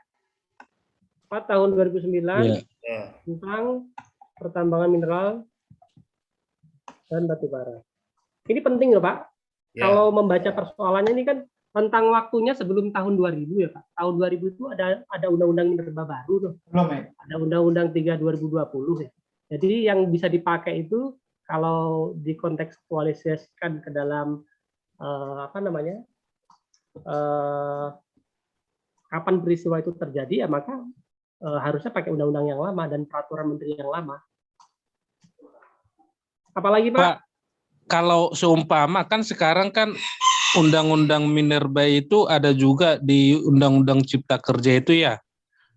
Misalnya kalau permasalahan hukumnya itu misalnya sudah masuk di tahun setelah undang-undang cipta kerja itu diundangkan, apakah rujukan kita ke undang-undang yang lama atau ke undang-undang cipta kerja itu, Pak?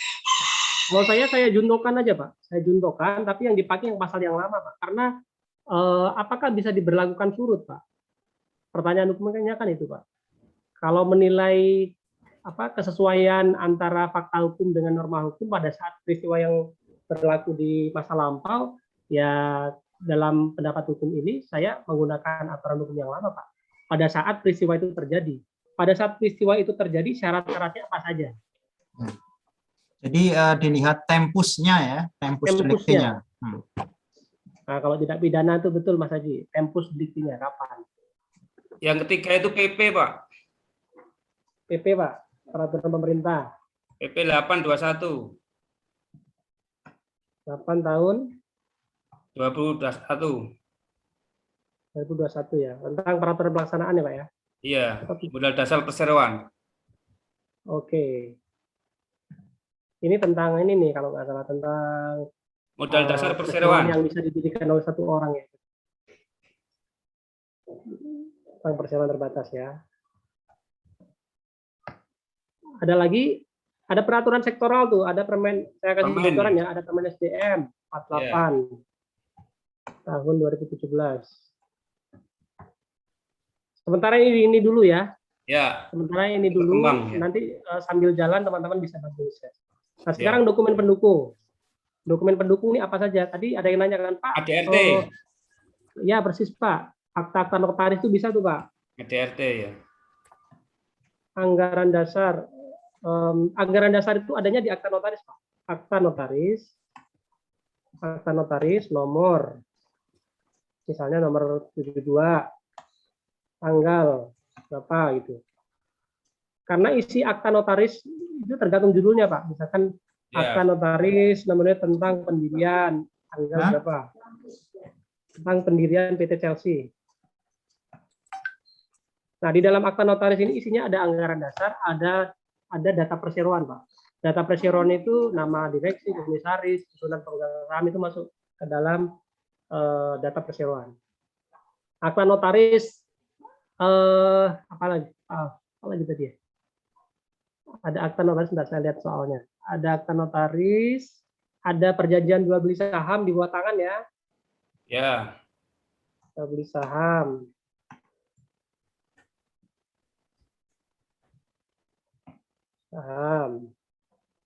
Ada lagi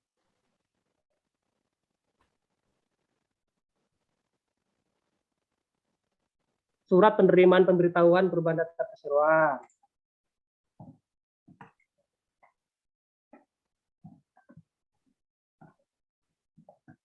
Kira-kira ini dulu lah Pak ya, nanti dilengkapi lagi ya. Nah, sekarang ke analisis hukum dulu nih. Sekarang kita coba. Ada 3 pertanyaan hukum ya.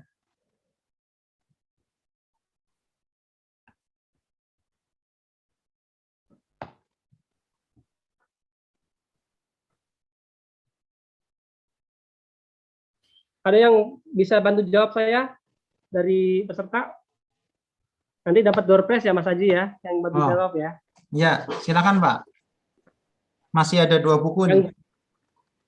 Nah, yang jelas sebagaimana saya sampaikan tadi di paparan ya, ada 2 model penulisan analisis hukum ya. Ada model 1 sama model 2. Model 1 itu hukumnya dulu, pasalnya dulu.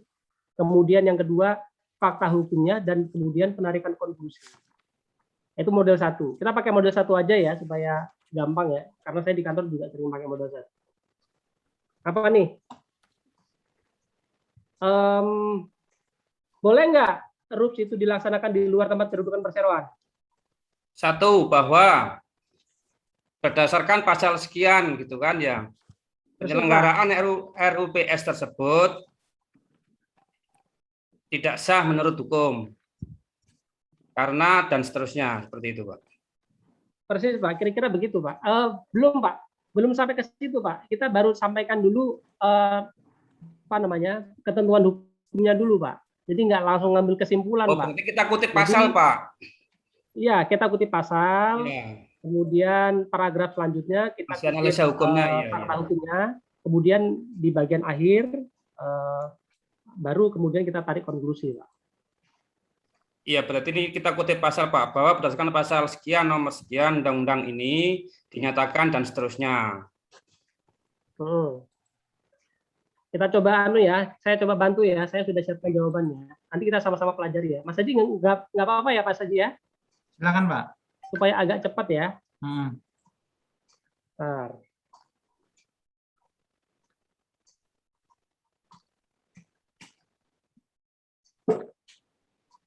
Oke.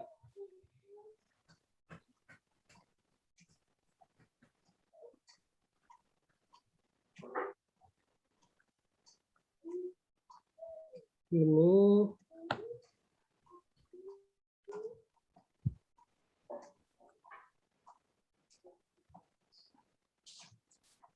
nah, ini jawaban pertama nih. Jadi berdasarkan pasal 76 ayat 1 Undang-Undang Perseroan Terbatas, RUU PS itu harus diadakan di tempat kedudukan perseroan atau tempat perseroan melakukan kegiatan usahanya yang utama, sebagaimana ditentukan dalam anggaran dasar. Nah, ini kan tempat kedudukannya di Kendari nih, RUU PS-nya di Jakarta. Jadi harusnya kalau mengacu ke pasal 76 ayat 1 nggak boleh dong. Tapi ada pengecualiannya nih di pasal selanjutnya nih. Di ayat selanjutnya, di ayat 4 dan ayat 5. Jika dalam RUU PS, saya ulangi, bahwa merujuk pada ketentuan pasal 76 ayat 4 dan 5, RUU PS yang dilaksanakan di luar tempat kedudukan perseroan harus atas persetujuan seluruh pemegang saham atau 100%. Artinya 4 orang pemegang saham itu harus hadir kalau mau di Jakarta harusnya. Iya. Ya kan? Nah, kita kutip pasalnya di ayat pasal 76 ayat 4 yang intinya mengatakan RUU PS dapat diadakan dimanapun. Ya kan? Kemudian RUU itu juga bisa mengambil keputusan jika disetujui secara bulat. Jadi kita uraikan pasal-pasalnya, kemudian tambahkan kalau pasal nggak cukup bisa ditambahkan jurisprudensi, bisa ditambahkan bukunya Yaya Rahab soal perseroan terbatas. Kemudian setelah normanya selesai, Pak, setelah undang-undangnya, teori, jurisprudensi selesai, baru kita ke fakta, Pak. Ya, baru kita masuk ke fakta bahwa berdasarkan anggaran dasar, kita rujukannya ke dokumen tadi, Pak, bahwa tempat kedudukan ini akta notaris yang berisi anggaran dasar PT Chelsea, tempat kedudukan perseroan itu terletak di Kota Kendari dan merujuk pada akta nomor 5 tentang pernyataan keputusan Grup LB, tempat penyelenggaraan Grup LB dilaksanakan di luar tempat kedudukan perseroan, yaitu di Jakarta. Dengan demikian, maka berlaku ketentuan pasal 76 ayat 4 dan 5 yang mensyaratkan adanya persetujuan dua pemegang. Jadi setelah normanya ditulis, kita masuk ke faktanya. Jadi sudah mulai menuki ke fakta. Kemudian kita sampaikan karena membutuhkan persetujuan seluruh pemegang saham, faktanya mengacu pada akta yang hadir itu cuman Pak Bambang Pamungkas saja, Rian Ernest nggak hadir. Dan karenanya tidak memenuhi quorum untuk pengambilan keputusan. Nah, baru kemudian kita bisa ambil kesimpulan, Pak. Kesimpulannya ini, Pak.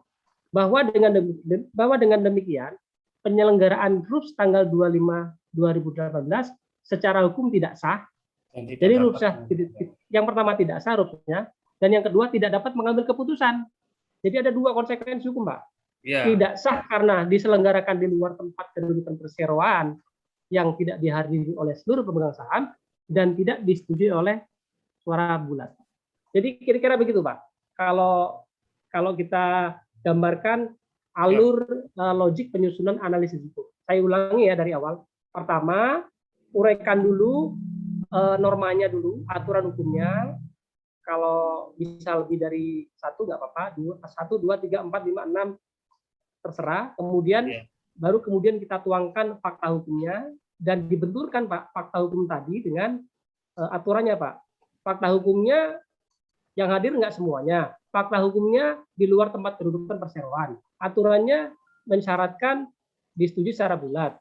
Kalau itu tidak terpenuhi, maka bisa kita ambil kesimpulan bahwa penyelenggaraan RUPS LB tanggal 25 Januari 2018 tadi secara hukum tidak sah dan tidak dapat mengambil keputusan. Kira-kira begitu, Pak. Ada yang bisa ditanyakan, Pak? Jelas, Pak. Jelas ya, Pak? Gampang kan, Pak? Pak Gampang ya? Marolus ya tadi ya? Pak, mau nanya Pak, Oke, silakan. mengenai tadi rumusan masalah. Ya, Apakah itu dibatasi Pak? Apakah kita bebas mengekspor semua apa yang menurut pemikiran kita yang masih berkaitan dengan pokok permasalahan itu Pak? Sama satu lagi yang mengenai evidence atau bukti-bukti yang kita dapat tadi itu. Apakah bebas? Apa aja yang dapat bisa kita masukkan di dalam LO itu tadi ya, Pak? yang pertama langsung saya jawab ya Mas Haji ya. Silakan, Pak.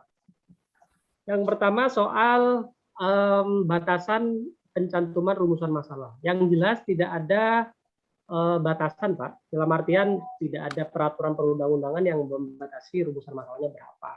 Dalam standar juga ada. Tapi lazimnya biasanya 3 sampai 4 itu udah maksimal, Pak. 3 sampai 4 itu udah banyak banget, Pak.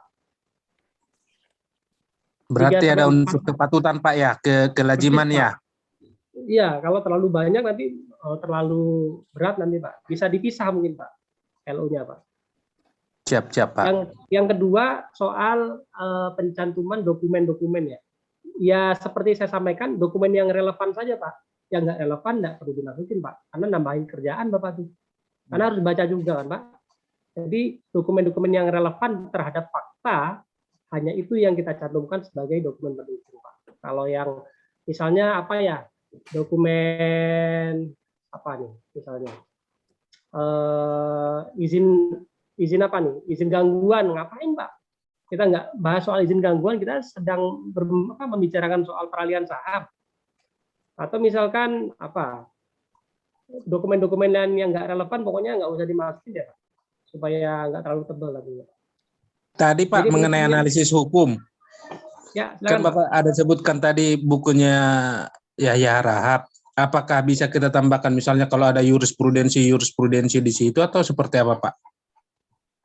Analisis hukum. Pak, lebih bagus Pak. Lebih bagus kalau ada jurisprudensi, kalau ada buku, kalau ada komparasi di negara lain, makin bagus, makin lengkap. Sebagaimana saya sampaikan di awal tadi, kalau untuk persoalan-persoalan hukum atau isu-isu hukum yang sederhana itu bisa dijawab dengan bunyi pasal aja cukup Pak. Tapi kalau yang sifatnya rumit karena transaksinya misalnya menjelimet gitu ya, itu kadang-kadang membutuhkan tambahan jurisprudensi, teori. Selain misalnya karena undang-undangnya nggak jelas. Siap Pak. Roni, ya sepertinya kita sudah overtime ya. Maksudnya kita masih ada. Bisa saya lanjutkan, Mas Haji? Oke, mungkin langsung ke rekomendasi kali ya. Yang nomor 2 kita jawab aja ya, secara umum aja ya, secara lisan aja ya. Silakan Pak. Jadi pertanyaan hukum yang kedua, apakah RUPS yang mengambil keputusan untuk melakukan pengembalian kepemilikan saham dari Rian kepada Edo atau Evi sebanyak 30% sah dan dapat dibenarkan secara umum? Satu, prinsipnya sesuai dengan Undang-Undang Perseroan Terbatas yang pasalnya, peralihan saham itu wajib dilakukan dengan akta pemindahan hak atas saham. Akta hak pemindahan hak atas saham itu bisa notarial, bisa di bawah tangan. Bisa dibikin sendiri antara para pemegang saham, nggak perlu notaris, boleh. Dan yang terpenting dilaporkan kepada direksi perseroan. Itu yang pertama, harus ada aktanya, baik akta notaris maupun akta di bawah tangan. Yang kedua, dalam konteks rezim pertambangan, ya, peralihan saham itu wajib mendapatkan persetujuan menteri, baik dalam Undang-Undang 4 2009 maupun Undang-Undang 3 tahun 2020 tentang minerba. Jadi menjawab pertanyaan hukum nomor 2, apakah sah? Yang pertama tidak sah karena RUPS-nya itu tidak dibarengi dengan akta pemindahan hak atas saham. Ibaratnya nggak ada AJB-nya deh. Ya. Nggak ada AJB-nya. Yang kedua, AJB-nya nggak ada persetujuan menteri. Jadi nanti bisa digugat tuh di pengadilan dengan gugatan misalnya PMH ya misalnya, karena dia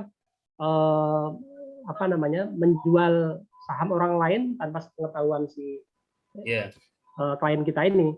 Yang lain kemudian soal kesimpulan, kita karena saya dimention Mas Aji karena waktunya terbatas, soal kesimpulan, berarti kesimpulan ini bisa diambil dari fakta-fakta yang sudah kita uraikan di dalam di dalam analisis hukum. Kesimpulan pertama bisa kita rumuskan bahwasanya bisa kita ambil dari sini nih. Nih. Kesimpulan pertama. Kesimpulan pertama ini bisa mewakili analisis hukum nih.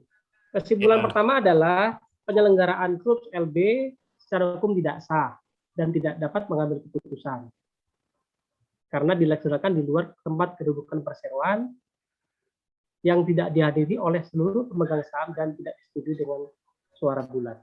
Ini kan pertanyaan nomor 1 tadi jelas ya. Pertanyaan nomor 1, apakah penyelenggaraan RUPS itu sah dan dapat mengambil keputusan? Maka konklusinya itu harus menjawab pertanyaan itu. Jawabannya adalah tidak sah dan tidak dapat mengambil keputusan.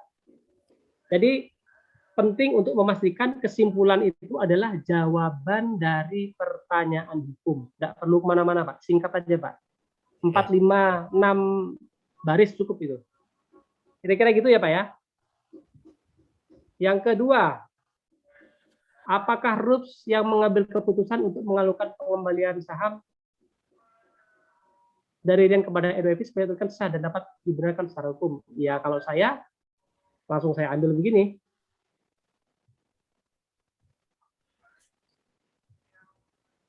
RUPS tanggal bahwa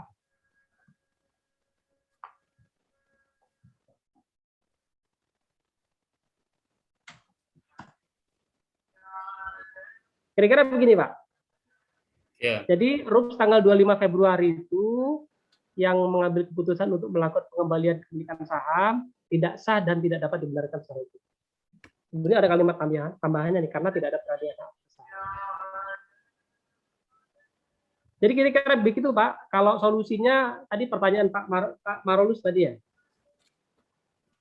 yang menambahkan pertanyaan hukum nomor 3, ini bisa dijawab sih di bagian saran dan rekomendasi. Kemudian teman-teman, karena sudah selesai di kesimpulan, kita sekarang rekomendasi. Nah, sekarang rekomendasinya apa nih? Kalau saya jadi lawyer, saya mau ngapain? Ada yang mau nimbrung, Pak? Gugat, Pak, gugat. Mengajukan gugatan perdata.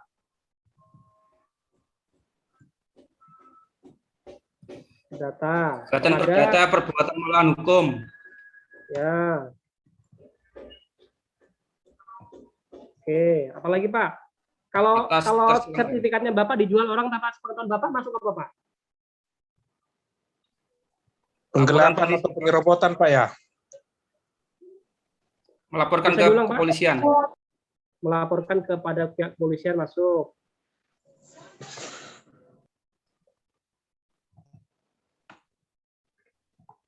Tindak pidana. Apalagi Pak? Notarisnya bisa kena nggak, Pak?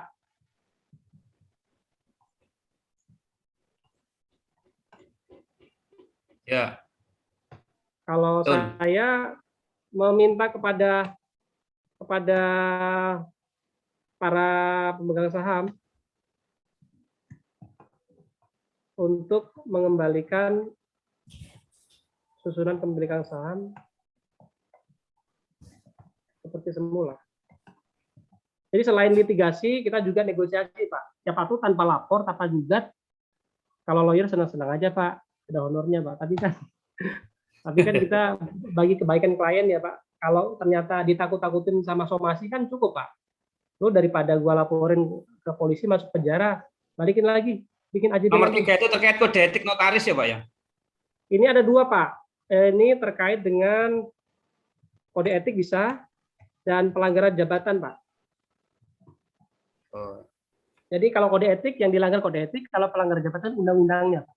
Jadi bisa dua-duanya. Oh iya. Ada yang lain, Pak?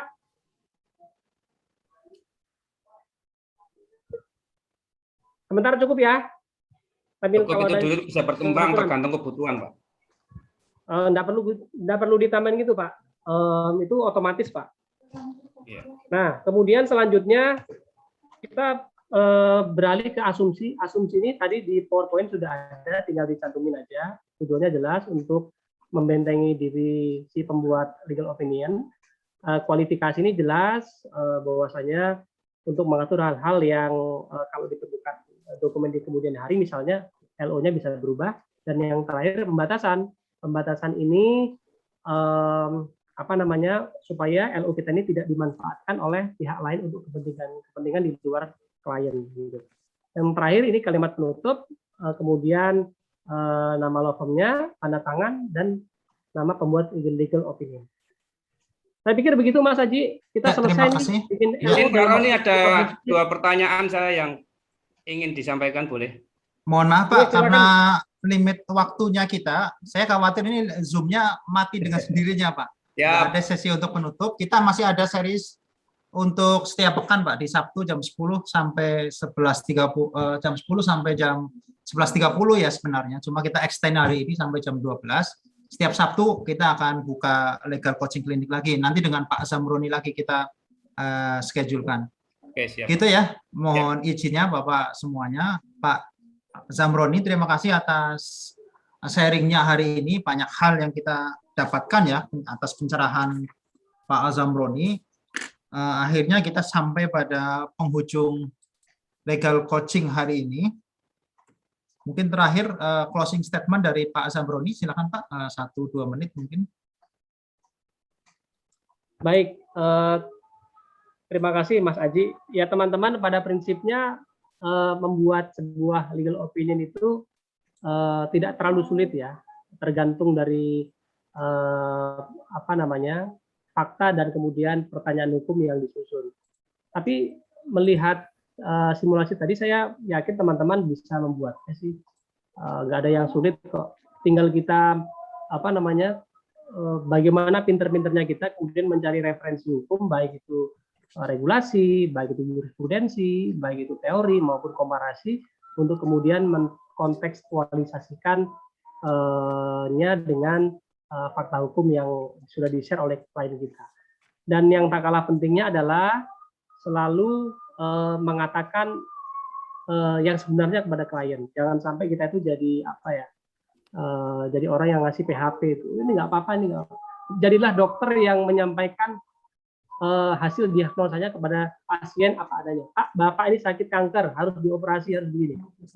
Ya, jadi itu yang kira-kira bisa kami sampaikan. Semoga bermanfaat. Mohon maaf jika ada yang kekurangan. Barangkali nanti bisa di-share alamat email kalau ada mau yang diskusi, Mas Haji. Ya, silakan Pak. Ya, email saya zamroni@deniindrayana.com ya. Jadi kalau teman-teman ingin diskusi, silakan. Kalau ada pertanyaan, silakan. Sekian Mas Haji. Ya, terima kasih Pak Zamroni atas keluangan waktunya dan pemikirannya ya. Banyak hal yang kita belajar dari Bapak. Semoga kita ketemu lagi di webinar series berikutnya Pak. Akhirnya kita sampai pada penghujung acara. Sebelum saya tutup, untuk peserta terpilih yang mendapatkan door prize, yang pertama Ibu Sabila, yang kedua Bapak Maralus ya, Samosir, dan yang ketiga Bapak Subianto. Kami sudah mendapatkan kontak personnya, nanti akan kita follow up ya. Kemudian terima kasih juga kepada partisipasi Bapak Ibu semuanya di legal coaching hari ini. Sampai ketemu lagi di webinar legal coaching berikutnya. Terima kasih Pak Zamroni sudah hadir Pak. Terima kasih banyak Pak Zamroni. Terima kasih. Bapak. Ya, akhir kata saya Aji Kurnia Dermawan pamit mohon diri. Wassalamualaikum warahmatullahi wabarakatuh.